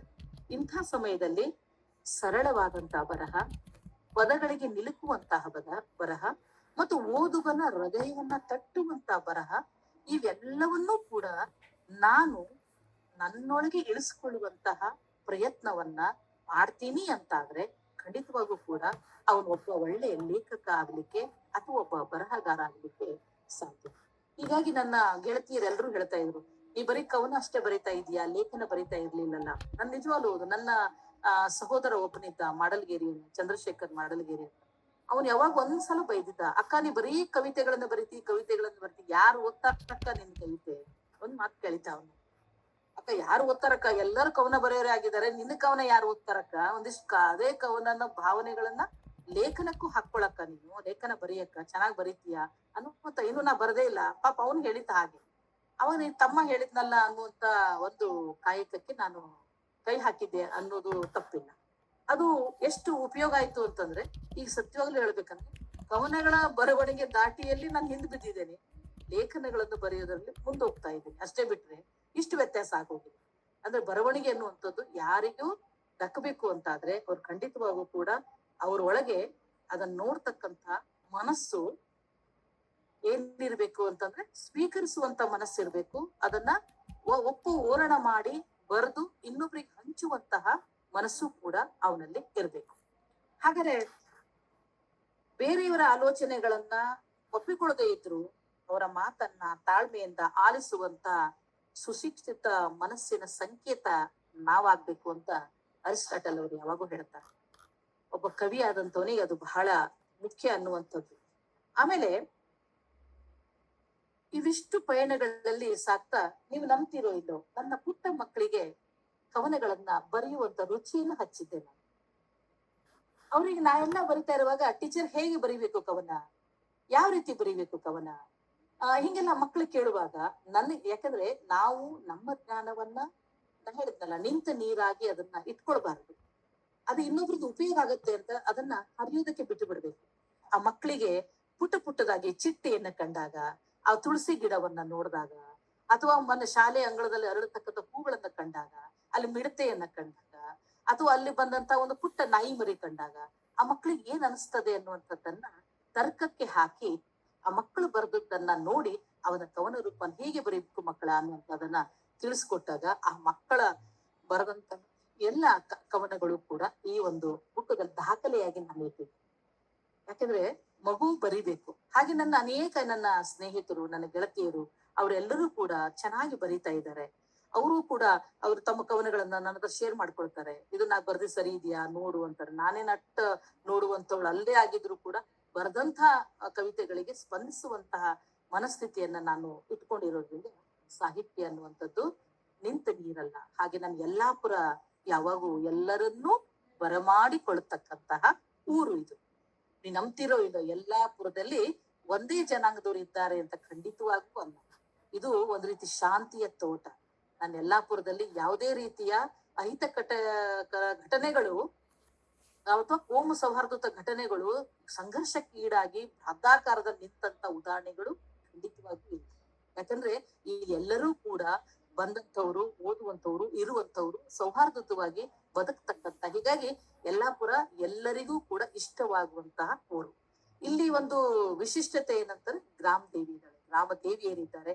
ಪ್ರತಿ 3 ವರ್ಷಕ್ಕೊಂದ್ಸಲ ಅದ್ಭುತವಾದಂತಹ ಜಾತ್ರೆ ನಡೆಯುತ್ತೆ. ಅದು 9 ದಿನಗಳ ಕಾಲ ನಡೀತಕ್ಕಂಥ ಜಾತ್ರೆ ಇಡೀ ಕರ್ನಾಟಕದಲ್ಲಿ ಸಿರ್ಸಿ ನಂತರ, ಅದು ಮತ್ತು ದೊಡ್ಡ ದೊಡ್ಡ ಜಾತ್ರೆಗಳು ಇರ್ಬೋದು, ಸಿರ್ಸಿ ನಂತರ ನಮ್ಮ ಯಲ್ಲಾಪುರ ಪ್ರಸಿದ್ಧವಾದಂತಹ ಜಾತ್ರೆ.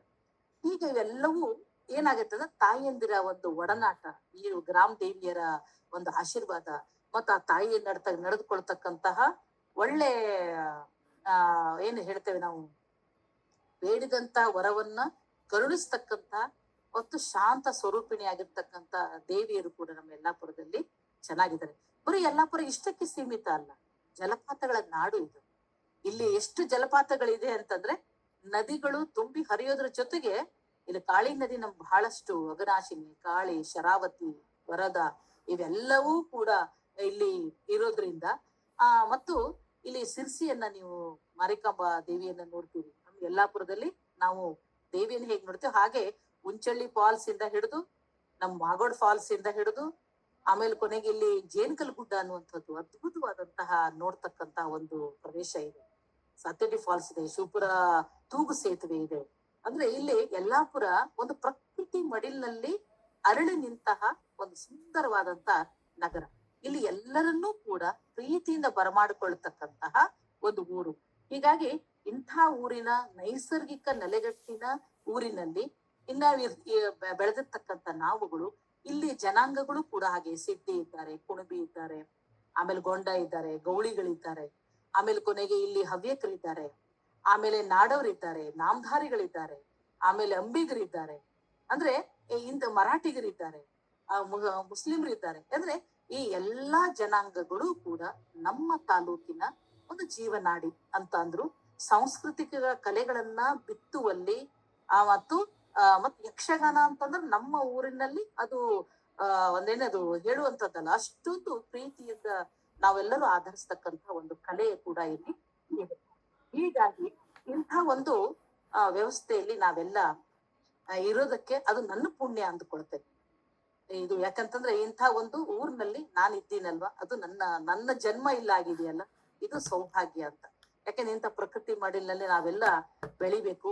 ಮತ್ತು ನಿಮ್ಮೊಂದಿಗೆ ನಾನು ವ್ಯವಹರಿಸ್ಲಿಕ್ಕೆ ಅಥವಾ ಅನೇಕ ಸಾಹಿತ್ಯಿಕವಾದಂತ ಚಟುವಟಿಕೆಗಳಲ್ಲಿ ತೊಡಗಿಸಿಕೊಳ್ಳಿಕ್ಕೆ, ಜೊತೆಗೆ ಸಾಂಸ್ಕೃತಿಕ ನೆಲೆಗಟ್ಟು ಇಲ್ಲಿ ಒಂದು ಸಂಸ್ಕೃತಿ ಅನ್ನೋದಕ್ಕೆ ಇಲ್ಲಿ ಹೇಗೆ ಆಚರಿಸ್ತಾರೆ, ಮೊಹರಮ್ಮನ್ನ ಹೇಗೆ ಆಚರಿಸ್ತಾರೆ, ಎಲ್ಲಾ ಪಲ್ಲಕ್ಕಿಗಳ ಮೇಲೆ ಅಲ್ಲ ಡೋಲಿಗಳನ್ನ ತಗೊಂಡ್ ಬರ್ತಾರೆ, ಎಲ್ಲಾ ಲಾಡುಗಳನ್ನ ಯಾವ್ದದು ಇದ್ರ ಚುರುಮುರಿ ಲಾಡುಗಳನ್ನ ಇದು ಮಾಡಿ ಒಗೆಯೋದ್ರ ಜೊತೆಗೆ ಆ ಒಂದು ಡೋಲಿಯ ಕೆಳಗಡೆ ತಲೆಯನ್ನ ಹಾಕಿ ಪಾರಾಗೋದ್ರ ಜೊತೆಗೆ ಇಲ್ಲಿ ತಾಗ್ಬಿಡ್ತು ಅಂದ್ರೆ ನಮ್ದೆಲ್ಲ ದೋಷ ಪರಿಣಾಮ ಹೋಯ್ತು ಅಂತ ಹೇಳಿ ಅವರು ನವಿಲುಗರಿಯಿಂದ ಬೆನ್ನಿ ಹೊಡೆದು ಬಿಟ್ರು ಅಂದ್ರೆ ನಮ್ದೆಲ್ಲ ಪೀಡಾ ಬಿಟ್ಟು ಹೋಯ್ತು. ಇವೆಲ್ಲ ನಂಬಿಕೆಗಳು. ಯಾಕಂದ್ರೆ ಕೆಲವೊಂದಿಷ್ಟು ನಂಬಿಕೆಗಳು, ಕೆಲವೊಂದಿಷ್ಟು ಆಚರಣೆಗಳು. ಅದೇ ಅಂದಲ್ಲ, ನಮ್ಮ ಹೊರಮಂಗಳವಾರದಲ್ಲಿ ನಮ್ಮ ದೇವಿ ಜಾತ್ರೆ 9 ದಿನ ನಡೀತದಂದ್ರೆ ಹೊರಮಂಗಳವಾರ ಮಾಡ್ತಾರೆ. ಪ್ರತಿ ಹೊರಮಂಗಳದಲ್ಲಿ ಇಡೀ ಊರೇ ಖಾಲಿ ಇರುತ್ತೆ, ಯಾರು ಮನೆಯಲ್ಲಿ ಇರಲ್ಲ. ಒಂದು ಭಯ. ಯಾಕೆ ಭಯ ಅಂದ್ರೆ ಒಂದು ಭಕ್ತಿ. ಏನು ಅಂತಂದ್ರೆ ಆ ಸಮಯದಲ್ಲಿ ದೇವಿ ಪ್ರತಿಯೊಬ್ಬರ ಮನೆಯನ್ನು ಕೂಡ ಅವಳೇನ್ ಮಾಡ್ತಾಳೆ, ಸಂದರ್ಶನ ಮಾಡ್ತಾಳೆ, ಹೋಗ್ತಾಳೆ. ನಾವೇನು ಮನೆಯಿಂದ ಖಾಲಿ ಮಾಡಿ ಹೊರಗಡೆ ಹೋಗುವಾಗ ಒಂದಿಷ್ಟು ಆಹಾರವನ್ನ ನಾವು ದೇವಿಗೆ ನೈವೇದ್ಯಕ್ಕೆ ತಿಟ್ಟೋಗಿರ್ತೇವೆ ಜಗಲಿಗೆ, ಅದನ್ನ ಅವಳು ಬಂದು ಸ್ವೀಕರಿಸ್ತಾಳೆ ಎನ್ನುವಂತ ಒಂದು ನಂಬಿಕೆಯನ್ನು ಕೂಡ ಇದೆ. ಹಾಗೆ ಹಿಂದೆ ನಾನು ಎಲ್ಲೋ ಹೇಳಿದ ಕಥೆಯನ್ನು ಕೂಡ ನಾನು ಹೇಳಿದ್ದೆ. ಏನ್ ಕತೆ ಅಂದ್ರೆ ಯಾರೋ ಒಬ್ರು ಏನು ದೇವಿ ಬರ್ತಾಳೆ, ಯಾಕೆ ಬರ್ತಾಳೆ, ಅವಳೆಲ್ಲಿ ಬರ್ತಾಳೆ, ಅದೆಲ್ಲ ಸುಳ್ಳು ಕತೆ, ಹಾಗೆ ಹೀಗೆ ಅಂತಂದಾಗ ಅವಳು ಒಂದ್ಸಲ ಮಧ್ಯಾಹ್ನದ ಹೊತ್ತಿಗೆ ನಿಮ್ದೆಲ್ಲ ಮಾತು ಸುಳ್ಳು ಅಂತ ಒಂದ್ಸಲ ಬಾಗ್ಲ ತಗೊಂಡೇನು ಒಳಗ್ ಬಂದ್ಬಿಟ್ಲಂತ. ಅವಾಗ ತಾಯಿ ಆ ಊಟ ಮಾಡ್ತಾ ಕುತ್ಕೊಂಡಿರ್ತಕ್ಕಂಥ ದೃಶ್ಯವನ್ನ ನೋಡಿ ಅವಳು ಅಲ್ಲಿ ಮೂರ್ಛೆ ಹೋಗಿ ಬಿದ್ಲು ಅನ್ನುವಂಥದ್ದು. ಅಂದ್ರೆ ಒಂದಿಷ್ಟು ಕಾಕತಾಳೀಯ ಕಥೆಗಳು, ಒಂದಿಷ್ಟು ಅದಕ್ಕೆ ಒಂದಕ್ಕೊಂದು ಉಪಕಥೆಗಳು ಅಂತ ಕುತ್ಕೊಳ್ತಾವಲ್ಲ, ಹಾಗೆ ಅವೆಲ್ಲವೂ ಸಂಗ್ರಹವು ಕೂಡ ಅದರಿಂದಾಗಿ ಕಟ್ಟುನಿಟ್ಟಾಗಿ ಎಲ್ಲರೂ ಕೂಡ 5 ವಾರ ಬಂದ್ರೆ 3 ವಾರ ಬಂದ್ರೆ ಎಷ್ಟು ವಾರ ಬರುತ್ತೋ ಅಷ್ಟು ವಾರ ಮಾಡ ದೇವಿಗೆ ಅರ್ಪಣೆ ಮಾಡುವಂತ ಒಂದು ಕಾರ್ಯವೂ ಕೂಡ ನಡೆಯುತ್ತೆ. ಈ ಸನ್ನಿವೇಶದಲ್ಲಿ ಶಿವಲೀಲಾ ಅವೆಲ್ಲವನ್ನೂ ಗಮನಿಸ್ತಾ ತನ್ನಗೆ ಏನೇನು ಬೇಕಾಗಿತ್ತು, ತಾನೇನೇನ್ ಬರಿಬೇಕಾಗಿತ್ತು ಅವೆಲ್ಲವನ್ನೂ ಕೂಡ ಅಷ್ಟಷ್ಟೇ ತನಗೆ ದಕ್ಕಿದಷ್ಟು, ನನಗೇನ್ ದಕ್ಕಿದೆ ಅದಷ್ಟಷ್ಟೇ ಅಂಶಗಳನ್ನ ಬರಹದ ರೂಪದಲ್ಲಿ, ಲೇಖನ ರೂಪದಲ್ಲಿ ಬರವಣಿಗೆಯನ್ನು ಮಾಡ್ತಾ ಇವತ್ತು ನಾನು ಒಂದು ಪುಟ್ಟ ಪ್ರಪಂಚಕ್ಕೆ ಅಂದ್ರೆ ನಿಮ್ಮ ಒಂದು ಸ್ಥಾನದಲ್ಲಿ ಬಂದು ನಿಮ್ಮ ಜೊತೆಗೆ ನಾನು ಇವತ್ತು ಸೇರಿದ್ದೀನಿ ಅಂದ್ರೆ ಅದೆಲ್ಲ ಭಗವಂತ, ಇಲ್ಲಿಯ ರಾಮದೇವಿ ಆಶೀರ್ವಾದ ಹಾಗೂ ನನ್ನ ಕುಟುಂಬದ ಬೆಂಬಲ. ನನ್ನ ಪತಿ ಶಂಕರ್ ಅವರು, ನನ್ನ 2 ಮಕ್ಕಳು ಸ್ವಾತಿ, ಸ್ನೇಹ, ಇವರೆಲ್ಲರೂ ಕೂಡ ಸಹಭಾಗಿತ್ವ ನನಗೆ ಅಂದ್ರೆ ನನ್ನ ಬೆಂಬಲವಾಗಿರೋದಕ್ಕೆ ನನ್ನ ಕುಟುಂಬ ನನ್ನ ಜೊತೆಗಿದೆ. ಅವ್ರಿಗೆ ನೀ ಬರೀತೀಯಾ, ನೀ ಮಾಡ್ತೀಯ, ಸಂಪೂರ್ಣವಾಗಿ ನಾನು ಏನು ಮಾಡಿದ್ರು ಕೂಡ ಬರವಣಿಗೆಯಲ್ಲಿದ್ರು ಕೂಡ ಅವ್ರು ನನಗೆ ಸಂಪೂರ್ಣವಾಗಿ ನನಗೆ ಪ್ರೋತ್ಸಾಹವನ್ನ ನೀಡ್ತಾ ನನಗೆ ಇವತ್ತು ಈ ಕ್ಷಣದಲ್ಲಿ ನಿಂತ್ಕೊಂಡಿದ್ದೇನೆ ಅಂದ್ರೆ ಒಂದು ಕುಟುಂಬನೂ ಬೇಕು. ಬರವಣಿಗೆ ಬರಿತೀವಿ ಅಂದ್ ಮಾತ್ರಕ್ಕೆ, ಬರಹಗಾರ ಆಗ್ಬಿಟ್ಟಿವಿ ಅಂದ್ ಮಾತ್ರಕ್ಕೆ ಕುಟುಂಬ ತ್ಯಜಿಸಿ ನಾವು ಬರಹ ಮಾಡ್ಲಿಕ್ಕೆ ಆಗಲ್ಲ. ಯಾಕಂದ್ರೆ ಅವರು ಕೂಡ ನಮಗ್ ಬೇಕು, ಅವ್ ಕುಟುಂಬನೂ ಬೇಕು. ನೀ ಏನ್ ಬರಿತಾ ಇದ್ದಿ, ಏನ್ ಓದ್ತಾ ಇದ್ದ, ನಿನ್ನ ಮನೆಯೊಳಗೆ ನೀನು ಓದ್ಲಿಲ್ಲ ಅಂತ ಆದ್ರೆ ನಾನು ಏನ್ ಸಾಹಿತಿಯಾಗಿ ಏನು ಪ್ರಯೋಜನ? ನನ್ನ ಬರಹಗಳನ್ನೆಲ್ಲ ನನ್ನ ಮಕ್ಕಳು ಓದ್ತಾರೆ, ನನ್ನ ಗಂಡ ಓದ್ತಾರೆ. ಅವ್ರು ಓದಿ ನನಗೆ ಫೀಡ್ಬ್ಯಾಕ್ ಕೊಡ್ತಾರೆ, ಇದು ಯಾಕೋ ಇಲ್ಲಿ ಸರಿಯಾಗಿಲ್ಲ ನೋಡು, ಇದು ಯಾವ್ದೋ ಲೈನ್ ಸರಿ ಬರ್ಲಿಲ್ಲ ನೋಡು, ಇದು ಯಾಕೋ ನನ್ ಕೇಳ್ಲಿಕ್ಕೆ ಅದು ರುಚಿಸ್ಲಿಲ್ಲ, ಇದು ಯಾಕೋ ಸರಿ ಇಲ್ಲ. ಅವ್ರು ಅಂದಾಗ ನಾ 10 ಸಲ ಅದನ್ನ ಓದ್ಕೊಂಡು ಮತ್ತೆ ತಿದ್ದುಪಡಿ ಮಾಡಿ ಮತ್ತೆ ಅವ್ರ ಮುಂದೆ ಹೇಳುವಂಥದ್ದು. ಅದರ ಒಂದ್ಸಲ ಯಾವಾಗ ರೂಪಗಳು ಬಹಳ ಓದಿ ಖುಷಿ ಆಗ್ಬಿಡ್ತು ಅಂದ್ರೆ ಬಂದ್ಬಿಡ್ತು ಅಂದ್ರೆ ರಾತ್ರಿ ಅವ್ರನ್ನ ಎಬ್ಸಿ ನಾನು ಕವನ ಬರ್ದಿ ನೋಡ್ರಿ ಅಂದಾಗ ಅವ್ರು ಕಣ್ಣು ತಿಕ್ಕೊಂಡು ಎದ್ದು ಕುತ್ಕೊಂಡು ಆಯ್ತು ಮರೈತಿ ಓದು ಅಂತ ಓದಿದ್ಮೇಲೆ ಯಾಕೋ ಸ್ವಲ್ಪ ಸರಿ ಇದೆ, 1-2 ಲೈನ್ ಅಲ್ಲಿ ವ್ಯತ್ಯಾಸ ಆಗೋದ್ ನೋಡು, ಚೂರು ಸರಿ ಮಾಡ್ಕೊಂತ ಅವ್ರು ಮತ್ತೆ ಹೊಚ್ಚಾಸ್ಕೊಂಡು ಮಲ್ಕೊಂಡ್ಬಿಡೋದು. ಅವ್ ನಾನ್ ಬೆಳತನಕ ಆ ಕೆಲಸ ಮಾಡೋದು. ಅಂದ್ರೆ ಬೆಳಿಗ್ಗೆ ರೆಡಿ ಆದ್ಮೇಲೆ ಅವ್ರ ಮುಂದೆ ಹಿಂಗ್ ತೋರ್ಸೋದು. ಅದು ಒಂದು ಏನ್ ಮನೆ ಒಳಗೆ ಏನಂತಂದ್ರೆ ಇದು ಓಕೆ, ಇದು ಸರಿ ಆಗೋದ್ ನೋಡು, ರಾತ್ರಿ ಕರೆಕ್ಟ್ ಆಗಿಲ್ಲಾಗಿತ್ತು, ಈಗ ಕರೆಕ್ಟ್ ಆಗಿದೆ. ಅಂದ್ರೆ ಇಲ್ಲಿ ನಾವು ಸ್ವಲ್ಪ ಕಿರಿಕಿರಿ ನಾವು ಬಾಳ್ ಮಾಡ್ತೇನೆ ಸ್ವಲ್ಪ. ಅದು ನನಗೆ ಸಮಾಧಾನ ಆಗೋ ತನಕ ಅವ್ರಿಗೆ ಕಿರಿಕಿರಿ ಮಾಡ್ಬೇಕು. ಯಾಕಂದ್ರೆ ಅವರಿಂದ ಒಪಿನಿಯನ್ ಬರ್ಬೇಕು, ಫೀಡ್ಬ್ಯಾಕ್ ಬರ್ಬೇಕು. ಇದು ಮನೆ ಒಳಗೆ ನಡೀಬೇಕು. ಪ್ರತಿಯೊಬ್ಬ ಸಾಹಿತಿಗೂ ಕೂಡ ತನ್ನ ಒಂದು ಬರಹ, ನಾನ್ ಹುಟ್ಟಿದ ಕೂಸು ಯಾರಿಗ್ ಬೇಡ ರೀ, ಹೆತ್ತವ್ರಿಗೆ ಹೆಗ್ಣ ಮುದ್ದು ಹ್ಯಾಂಗ್ ಬರ್ದು ಅದು ಅವ್ರಿಗೆ ಇಷ್ಟ. ಅದು ಅದ್ರ ಪಕ್ಕದವನಿಗೆ ಇದು ಏನು ಅಂತ ಅನ್ನೋ ಪರಿಸ್ಥಿತಿ ಬರ್ಬಾರ್ದು ಅಂತಂದ್ರೆ ನನ್ನ ಬರಹವನ್ನ ನಾನು ಓದ್ಬೇಕು, ಪ್ರೀತಿಸ್ಬೇಕು, ಓದ್ಬೇಕು, ತಿದ್ಕೋಬೇಕು, ಹಿರಿಯರ ಮಾರ್ಗದರ್ಶನದಲ್ಲಿ ಬೆಳಿಬೇಕು. ಕೊನೆಗೆ ನೀವು ಇನ್ನೊಬ್ರಿಗೂ ಕೂಡ ಆ ದಾರಿಯನ್ನ ಹಂಚಬೇಕು. ಯಾಕಂತಂದ್ರೆ ನಾ ಒಬ್ಬರೇ ಬರ್ದು ನಾನು ಒಂದೇ ಮುಂದೆ ಹೋಗೋದಲ್ಲ, ನಾನು ಇನ್ನೊಬ್ರನ್ನು ನನ್ನ ಜೊತೆಗೆ ಕರ್ಕೊಂಡು ಅವರು ಕೂಡ ಈ ಒಂದು ಮಾರ್ಗದಲ್ಲಿ ಹೋಗ್ಲಿ ಅನ್ನುವಂತ ದಾರಿಯನ್ನು ಹಾಕೊಳ್ತಾ ಹೋದ್ರೆ ಖಂಡಿತ ಒಳ್ಳೇದಾಗ್ತವೆ. ನಾನು ಕೂಡ ಬೆಳೆದ್ ಬಂದಿದ್ದ ಹಾಗೆ ನಾನೊಬ್ಳೆ ಬೆಳೆಯೋದಲ್ಲ, ನನ್ನ ಜೊತೆಗಿರುವಂತ ನನ್ನೆಲ್ಲ ಸ್ನೇಹಿತರು ಕೂಡ ಚೆನ್ನಾಗಿ ಬರಿಬೇಕು, ಅವರು ಚೆನ್ನಾಗಿ ಮುಂದೆ ಬರ್ಬೇಕು, ಅವರು ಒಂದು ಒಳ್ಳೆ ಬರಹಗಾರರಾಗಿ ಗುರುತಿಸ್ಕೋಬೇಕು ಅನ್ನುವಂಥದ್ದು ನನ್ನ ನಿಟ್ಟಿನಲ್ಲಿ ನನ್ನ ಗೆಳತಿಯರೆಲ್ಲರೂ ಇದ್ದಾರೆ ಅನ್ನೋ ಅದನ್ನು ಕೂಡ ನಾನು ಇಲ್ಲಿ ಹೇಳ್ತಾ, ನನ್ನ ಪಯಣ ಅದು ಹೇಗೆ ಅಂತಂದ್ರೆ ಒಮ್ಮೆ ನೀರಿದೆ, ಒಮ್ಮೆ ಮರುಭೂಮಿ ಇದೆ, ಒಮ್ಮೆ ಸಾಗರ ಇದೆ, ಒಮ್ಮೆ ನೆಲನೇ ಇದೆ.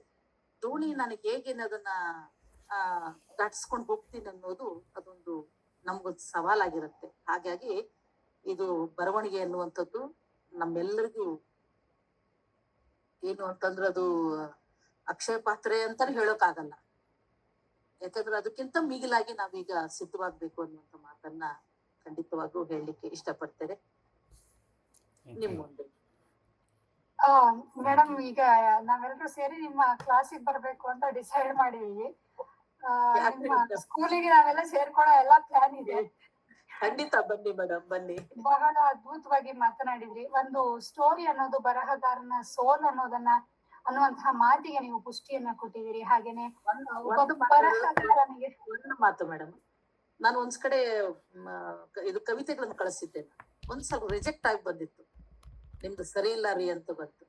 ಅವ ಲೇಖನ ಕಳಿಸಿದ್ದೆ, ಇದು ಪ್ರಕಟಿಸ್ಲಿಕ್ಕೆ ಆಗೋದಿಲ್ಲ ಅಂತ ಬಂತು. ನಾನು ಬೇಜಾರ್ ಮಾಡ್ಲಿಲ್ಲ, ಮತ್ತೆ ಒಂದಿಷ್ಟು 6-7 ತಿಂಗಳ ಗಮನ ಇಟ್ಟು ಮಾಡಿ ಮತ್ತೆ ಸರಿ ಮಾಡಿ ಮತ್ತೆ ಕಳಿಸ್ದೆ. ಆ ನಂತರ ಲೆಟರ್ ಬಂದಿತ್ತು, ಚೆನ್ನಾಗಿದೆ, ಪ್ರಕಟಿಸ್ತೀವಿ, ಇದನ್ನ ನೀವು ಖರೀದಿ ಮಾಡಿ ಅಂತ ಕೊಂಡು ಬಂತು. ಇವು ಲೇಖನಗಳು ಪ್ರಕಟ ಆಯಿತು. ಅಂದ್ರೆ ನಾವು ಅವಮಾನಗಳಿಗೆ ಬೇಜಾರು ಮಾಡಬಾರದು, ಪ್ರೀತಿಸಬೇಕು ಅಂತ ನಾನು ಅದೊಂದು ಹೇಳುದು ನನಗೆ ಮರ್ತಿತ್ತು, ಕ್ಷಮೆ ಇರಲಿ. ಖಂಡಿತ ಖಂಡಿತ. ಈ ಮರಳಿ ಪ್ರಯತ್ನವನ್ನ ಮಾಡುವಂತ ಬಹಳ ಹಿಂದಿನಿಂದಲೂ ಹೇಳ್ಕೊಂಡು ಬಂದಿರುವಂತದ್ದು. ಹಾಗಾಗಿ ನಿಮ್ಮ ಮಾತು ತುಂಬಾ ಖುಷಿ ಕೊಡುವಂತದ್ದು. ಯಾವುದೇ ಕಾರಣಕ್ಕೂ ಒಬ್ಬ ಬರಹಗಾರನಾಗ್ಬೇಕು ಅಂತಂದ್ರೆ ಮೊದಲು ಕೇಳುಗನಾಗ್ಬೇಕು ಅನ್ನುವಂತ ಮಾತನ್ನ ಹೇಳಿದ್ರಿ. ತುಂಬು ಹೃದಯದ ಧನ್ಯವಾದಗಳು ನಿಮ್ಗೆ ನಮ್ಮ ಒಂದು ಕರೆಗೆ ಹೋಗ್ಬಿಟ್ಟು ಬಂದಿದ್ದಕ್ಕೆ.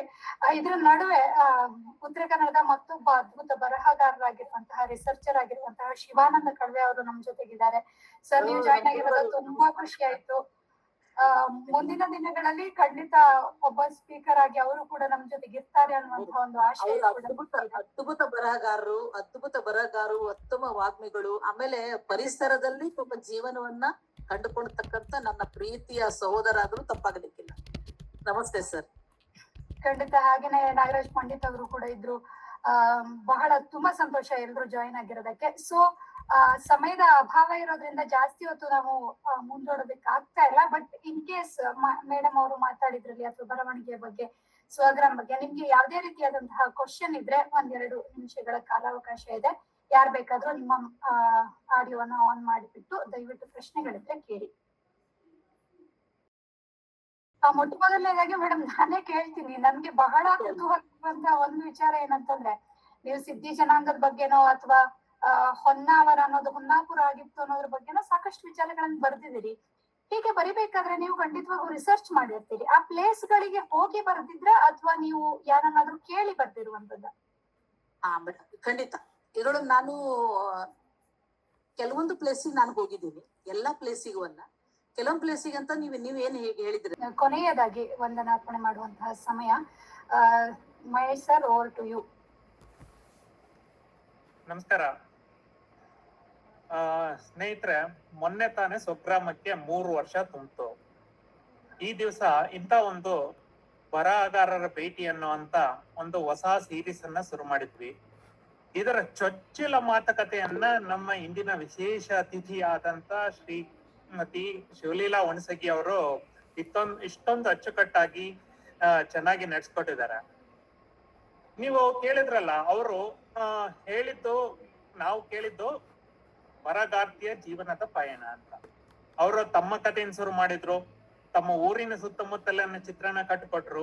ಅಲ್ಲಿಯ ಜನಪದ, ಜಾನಪದ, ಉತ್ಸವ, ಮತ್ತೊಂದು ಮಗದೊಂದು ಎಲ್ಲವನ್ನೂ ತೋರಿಸಿದ್ರು. ಇದೇ ನೋಡಿ ಸ್ವಗ್ರಾಮ. ನಾವು ನಮ್ಮನ್ನ ಬೇರೆಯಾಗಿ ಕಾಣ್ಲಿಕ್ಕೆ ನಮ್ಮ ಊರಿನಿಂದ ಸಾಧ್ಯ ಇಲ್ಲ. ನಾವು ಯಾವಾಗ್ಲೂ ಗುರುತಿಸ್ಕೊಳ್ಳೋದು ನಮ್ಮ ಊರು, ನಮ್ಮ ನೆಲ, ನಮ್ಮ ಜನ, ನಮ್ಮ ಪರಿಸರ, ನಮ್ಮ ಸುತ್ತಮುತ್ತಲ ನಡೆಯುವಂತ ಒಂದಷ್ಟು ಕಾರ್ಯಕ್ರಮಗಳಿಂದ. ಈ ಪಯಣವನ್ನ ತಮ್ಮ ಪದಗಳಲ್ಲಿ ಲೀಲಾಜಾಲವಾಗಿ ಕಟ್ಕೊಟ್ಟವರು ನಮ್ಮ ನೆಚ್ಚಿನ ಶ್ರೀಮತಿ ಶಿವಲೀಲಾ ಹುಣಸಗಿ ಅವರು. ಅವರಿಗೆ ನಮ್ಮ ಮನಪೂರ್ವಕ ಧನ್ಯವಾದಗಳು. ಈ ಕಾರ್ಯಕ್ರಮಕ್ಕೆ, ಈ ಒಂದು ಶೈಕ್ಷಣಿಕ ವರ್ಷದ ಕೊನೆಯ ಕಾರ್ಯಕ್ರಮಗಳು ಅವರಲ್ಲಿ ಸಾಕಷ್ಟಿದ್ದು, ಭಾರತ ಸರ್ಕಾರದ ಗಣತಿ ಕಾರ್ಯಕ್ರಮದಲ್ಲೂ ಕೂಡ ಅವರು ಭಾಗವಹಿಸ್ತಾ ಇರುವಂತ ಇಂಥ ಒಂದು ಇಕ್ಕಟ್ಟಿನ ಸಮಯದಲ್ಲಿ ನಮಗೋಸ್ಕರ ಇಷ್ಟೊಂದು ಸಮಯ ಮಾಡ್ಕೊಂಡು ಬಂದು ಅವರ ಅನುಭವಗಳನ್ನ, ಪಯಣವನ್ನ, ಅವ್ರ ಕತೆ ಕಟ್ಟುವ ರೀತಿಯನ್ನ, ಆಲೋಚನೆಗಳನ್ನ ನಿರರ್ಗಳವಾಗಿ ನಮ್ ಜೊತೆ ಹಂಚಿಕೊಂಡಿದ್ದು ನಮ್ಗೆ ಅತ್ಯಂತ ಸ್ಫೂರ್ತಿದಾಯಕ. ಆಮೇಲೆ ಅವರ ಸರಳತೆ ಮತ್ತೆ ಆತ್ಮೀಯತೆ ನೀವೆಲ್ಲ ನೋಡೇ ಇರ್ತೀರಾ. ಇದು ಅವ್ರ ಬರಹದಲ್ಲೂ ಕಾಣ್ತೀರಾ, ಓದಿ ನೋಡಿ. ನಿಮ್ಗೆಲ್ಲರಿಗೂ ಮತ್ತಷ್ಟು ಇಷ್ಟ ಆಗತ್ತೆ. ಇದರಿಂದ ಹೊಸ ಪ್ರೇರಣೆ ಮತ್ತು ಹೊಸ ರೀತಿಯ ಆಲೋಚನೆ ನಮ್ಗೆಲ್ಲ ಉಂಟಾಯ್ತು ಅಂತ ಹೇಳೋದಕ್ಕೆ ಬಹಳ ಸಂತೋಷ ಆಗತ್ತೆ. ಮೇಡಮ್, ತುಂಬಾ ಸಂತೋಷ ಆಯ್ತು ನೀವು ಇಷ್ಟೊಂದು ಸಮಯ ಕೊಟ್ಟು ನಮ್ಮೊಡನೆ ಇದ್ದು ನಿಮ್ಮ ಅನಿಸಿಕೆಗಳನ್ನ ಹಂಚ್ಕೊಂಡು ನಮ್ಮನ್ನೆಲ್ಲ ಪ್ರೇರೇಪಿಸಿದ್ದಕ್ಕಾಗಿ. ಸ್ನೇಹಿತರೆ, ನೀವೆಲ್ಲರೂ ಸ್ವಗ್ರಾಮದ ವೇದಿಕೆಯಲ್ಲಿ ಹಲವಾರು ರೀತಿಯಲ್ಲಿ ಭಾಗವಹಿಸಿರುವಂತವ್ರು. ನೀವೆಲ್ಲ ಸ್ವಗ್ರಾಮದ ಹಿತೈಷಿಗಳು, ಬರಹಗಾರ ಸ್ನೇಹಿತರು ಮತ್ತು ಸಾಹಿತ್ಯಾಸಕ್ತರು. ಈ ವೇದಿಕೆ ನಿಮ್ಮದೇ. ನೀವು ಈ ವೇದಿಕೆಯಲ್ಲಿ ಉಪಸ್ಥಿತರಾಗಿರೋದೇ ಈ ಕಾರ್ಯಕ್ರಮದ ಸಾರ್ಥಕತೆ. ನಮಗೆ ಮತ್ತಷ್ಟೊಂದು ಸ್ಫೂರ್ತಿ, ನಮಗೆ ಇದನ್ನಿಂತ ಕಾರ್ಯಕ್ರಮಗಳನ್ನ ನಿಮಗೆ ಮತ್ತೊಂದಷ್ಟು ತರೋದಕ್ಕೆ ಸಾಧ್ಯವಾಯ್ತು. ನೀವು ಈ ಸಮಯ ಕೊಟ್ಟಿದ್ದು, ಕೇಳಿಸ್ಕೊಂಡಿದ್ದು, ನಮ್ಮನೆ ಸದಾ ಬೆನ್ನು ತಟ್ಟಿ ನಮಗೆ ಸದಾ ಬಲ ತುಂಬಿತ್ತು, ನಮಗೆ ಸದಾ ಕಾಲದಲ್ಲೂ ಸ್ಫೂರ್ತಿ ಕೊಡುವಂತದ್ದು. ಇದಕ್ಕೆ ನಿಮ್ಮೆಲ್ಲರಿಗೂ ಧನ್ಯವಾದಗಳು. ನಿಮ್ಮ ಸಪೋರ್ಟ್ ಹಾಗೂ ಸಹಕಾರ ನಮ್ಗೆ ಸದಾ ಕಾಲ ಇರ್ಲಿ. ನಾವು ಮತ್ತೊಂದಷ್ಟು ಕಾರ್ಯಕ್ರಮಗಳನ್ನ ಮಾಡ್ಲಿಕ್ಕೆ ಸ್ಫೂರ್ತಿ ಆಗ್ತದೆ. ಸ್ನೇಹಿತರೆ, ಈ ಕಾರ್ಯಕ್ರಮವನ್ನ ರೂಪಿಸಿ, ಯೋಚನೆ ಮಾಡಿ ಮತ್ತೆ ನಿರ್ವಹಿಸೋದ್ರಲ್ಲಿ ಸಾಕಷ್ಟು ಶ್ರಮ ಪಟ್ಟವರು ಸ್ವಗ್ರಾಮ ತಂಡದ ಸದಸ್ಯರು.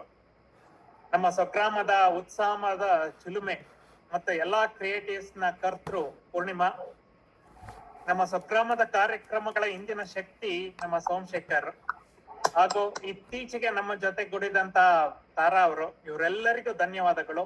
ತೆರೆಯ ಹಿಂದಿನ ಬಹು ರೀತಿ ಇದಕ್ಕೆ ಶ್ರಮ ಪಟ್ಟು ಈ ಕಾರ್ಯಕ್ರಮವನ್ನು ತಂದಿದ್ದಾರೆ. ಅಚ್ಚುಕಟ್ಟಾಗಿ ಕಾರ್ಯಕ್ರಮವನ್ನ ನಿರ್ವಹಿಸಿಕೊಟ್ಟಿದ್ದಾರೆ. ನಮ್ಮೆಲ್ಲರ ಪರವಾಗಿ ಅವರಿಗೆ ಧನ್ಯವಾದಗಳು. ಮಹೇಶ್ ಸರ್, ನಿಮ್ಗೂ ತುಂಬಾ ಹೃದಯದ ಧನ್ಯವಾದಗಳು. ಯಾಕಂತಂದ್ರೆ ಒಂದು ಕಾರ್ಯಕ್ರಮ ಸಕ್ಸಸ್ ಆಗ್ಬೇಕು ಅಂತಂದ್ರೆ ಆ ಒಂದು ಕಂಪನಿಯನ್ನು ಅಥವಾ ಒಂದು NGO ನಡೆಸೋರು ಯಾವ ರೀತಿ ಇರ್ತಾರೆ ಅನ್ನೋದ್ರ ಮೇಲೆ ಆಧಾರವಾಗಿರುತ್ತೆ. ಸೊ ಹಾಗಾಗಿ ನಮ್ಮ ಇಲ್ಲಿಯವರೆಗಿನ ಪಯಣ ಸುಗಮವಾಗಿ ಸಾಗೋದಕ್ಕೆ ಮುಖ್ಯವಾಗಿ ಕಾರಣಕರ್ತರು ನೀವೇ. ಇನ್ನು ಸಾಕಷ್ಟು ನಡೆಯೋದಕ್ಕಿದೆ. ನಾವು ಆ ಎಲ್ಲ ಜರ್ನಿಯಲ್ಲಿ ನಿಮ್ಮ ಸಹಕಾರ ನಮ್ ಜೊತೆಗಿದ್ರೆ ನಾವು ಖಂಡಿತ ಸಕ್ಸಸ್ ಆಗ್ತೀವಿ ಅನ್ನುವಂತ ಒಂದು ನಂಬಿಕೆ. ಇಲ್ಲಿರುವ ಎಲ್ಲರ ಸಹಯೋಗ ಮತ್ತು ಸಹಬಾಳ್ವೆ ಸಿಕ್ಕಿದ್ದು ನನ್ನ ಸೌಭಾಗ್ಯ. ಧನ್ಯವಾದಗಳು. ನಿಮ್ಮೆಲ್ಲರಲ್ಲಿ ಒಂದೇ ಒಂದು ಮನವಿ. ಕೊನೆಯದಾಗಿ, ನಾವು ಅಡಾಪ್ಟಿವ್ ತಾಲೂಕ್ ಅಂತ ಒಂದು ಹೊಸ ಯೋಜನೆಯನ್ನ ಶುರು ಮಾಡ್ತಾ ಇದೀವಿ. ಇದೇನಂತಂದ್ರೆ, ಒಂದು ತಾಲೂಕನ್ನ ಪೂರ್ಣವಾಗಿ ಡಾಕ್ಯುಮೆಂಟೇಶನ್ ಮಾಡೋದು, ಮತ್ತೆ ಆ ವಿಷಯವನ್ನ ಆ ಊರಿನ ಜನತೆಗೆನೆ ತಗೊಂಡೋಗಿ ತಲುಪಿಸೋದು ಅಂತ. ವಿಶೇಷವಾಗಿ ಮಕ್ಕಳು ಮತ್ತು ಯುವ ಜನತೆಗೆ ನಿಮ್ಮ ತಾಲೂಕಿನ ಕತೆ ಇದು ಅಂತ ಒಂದು ಪ್ರಸ್ತುತಿ ಮಾಡುವಂತ ಒಂದು ವಿಶಿಷ್ಟವಾದ ವಿನೂತನ ಕಾರ್ಯಕ್ರಮ. ಇದರಲ್ಲಿ ನೀವು ಮತ್ತು ನಿಮ್ಮ ಜೊತೆಗಾರರು ಸೇರ್ಕೊಂಡು ಇದನ್ನ ಸ್ಪಾನ್ಸರ್ ಮಾಡಬಹುದು. ಈ ವಿಷಯವನ್ನ ಸಂಗ್ರಹ ಮಾಡೋದಿಕ್ಕೆ ಮತ್ತೆ ತಾಲೂಕನ್ನ ಕವರ್ ಮಾಡೋದಿಕ್ಕೆ ಎಲ್ಲ ರೀತಿಯ ಸಹಕಾರವನ್ನ ಮಾಡಬಹುದು. ಇದ್ರ ಬಗ್ಗೆ ನಿಮ್ಗೆ ಹೆಚ್ಚಿನ ವಿಷಯಕ್ಕೆ ಹೆಚ್ಚಿನ ಇನ್ಫಾರ್ಮೇಶನ್ ಬೇಕಿದ್ರೆ ನಮ್ಮನ್ನ ಸಂಪರ್ಕ ಮಾಡಿ, ನಾವು ಸುದೀರ್ಘವಾಗಿ ಮಾತಾಡೋಣ. ಮತ್ತು ಈ ಕಾರ್ಯಕ್ರಮಕ್ಕೆ ಯಾರಾದ್ರೂ ಸೂಕ್ತ ವ್ಯಕ್ತಿಗಳಿದ್ದಾರೆ ಅಂತಂದ್ರೆ ನಮ್ ಜೊತೆ ಕನೆಕ್ಟ್ ಮಾಡಿ ಅವರನ್ನ ಮಾತಾಡಿಸಿ ಈ ಕಾರ್ಯಕ್ರಮವನ್ನ ನಿರೂಪಣೆ ಮಾಡೋಣ. ಜೊತೆಗೆ ಸ್ವಗ್ರಾಮದ ಕಥೆಯ ಮೂಲ ಆಶಯ ಏನಂತಂದ್ರೆ, ನಮ್ಮ ಊರಿನ ಕಥೆಗಳನ್ನ ಹೇಳೋದು ಮತ್ತೆ ನಮ್ಮ ರೂಟ್ಸ್ ಜೊತೆ ನಾವು ಕನೆಕ್ಟ್ ಆಗೋದು. ಅದಕ್ಕೆ ಈ ರೀತಿಯ ಸಂವಾದಗಳು ಒಂದಷ್ಟು ನಮ್ಮ ಈ ಪಯಣವನ್ನ ಸದೃಢಗೊಳಿಸ್ತವೆ. ಈ ಒಂದು ಪಯಣದಲ್ಲಿ ನಿಮ್ಮೆಲ್ಲರ ಸಹಕಾರದೊಂದಿಗೆ ನಾವು ಮುಂದೆ ಹೋಗ್ತಾ ಇದ್ದೀವಿ. ಸದ್ಯಕ್ಕೆ ಸಮಯದ ಅಭಾವದಿಂದ ಒಂದು ಅಲ್ಪ ವಿರಾಮ ಹಾಕೋಣ, ಮತ್ತೆ ಸಿಗೋಣ. ಈ ಪಯಣದಲ್ಲಿ ಸದಾ ನಮ್ಮ ಜೊತೆಗಿರಿ. ನಿಮ್ಗೆಲ್ಲರಿಗೂ ಮತ್ತೊಮ್ಮೆ ಧನ್ಯವಾದಗಳು. ಶುಭರಾತ್ರಿ. ತಮಗೂ ಕೂಡ ಸರ್, ಮಹೇಶ್ ಸರ್, ತುಂಬಾ ಸುಂದರ ಸರ್, ಈ ಸುಂದರ ಅವಕಾಶಕ್ಕಾಗಿ ಸೋಮಶೇಖರ್ ಸರ್, ಮಹೇಶ್ ಸರ್ ಗೌರವಿತವಾಗಿ ನಮ್ಮೆಲ್ಲರಿಂದ ಧನ್ಯವಾದಗಳು. ಅದ್ಭುತ ಪ್ರತಿಭೆ ಶಿವಲೀಲಾ ಅವರ ಬರಹಗಾರ್ತಿಯಾಗಿ ಪಯಣ, ಆ ಒಂದು ಅವಕಾಶಕ್ಕಾಗಿ ಧನ್ಯವಾದಗಳು sir. Thank you madam. Thank you.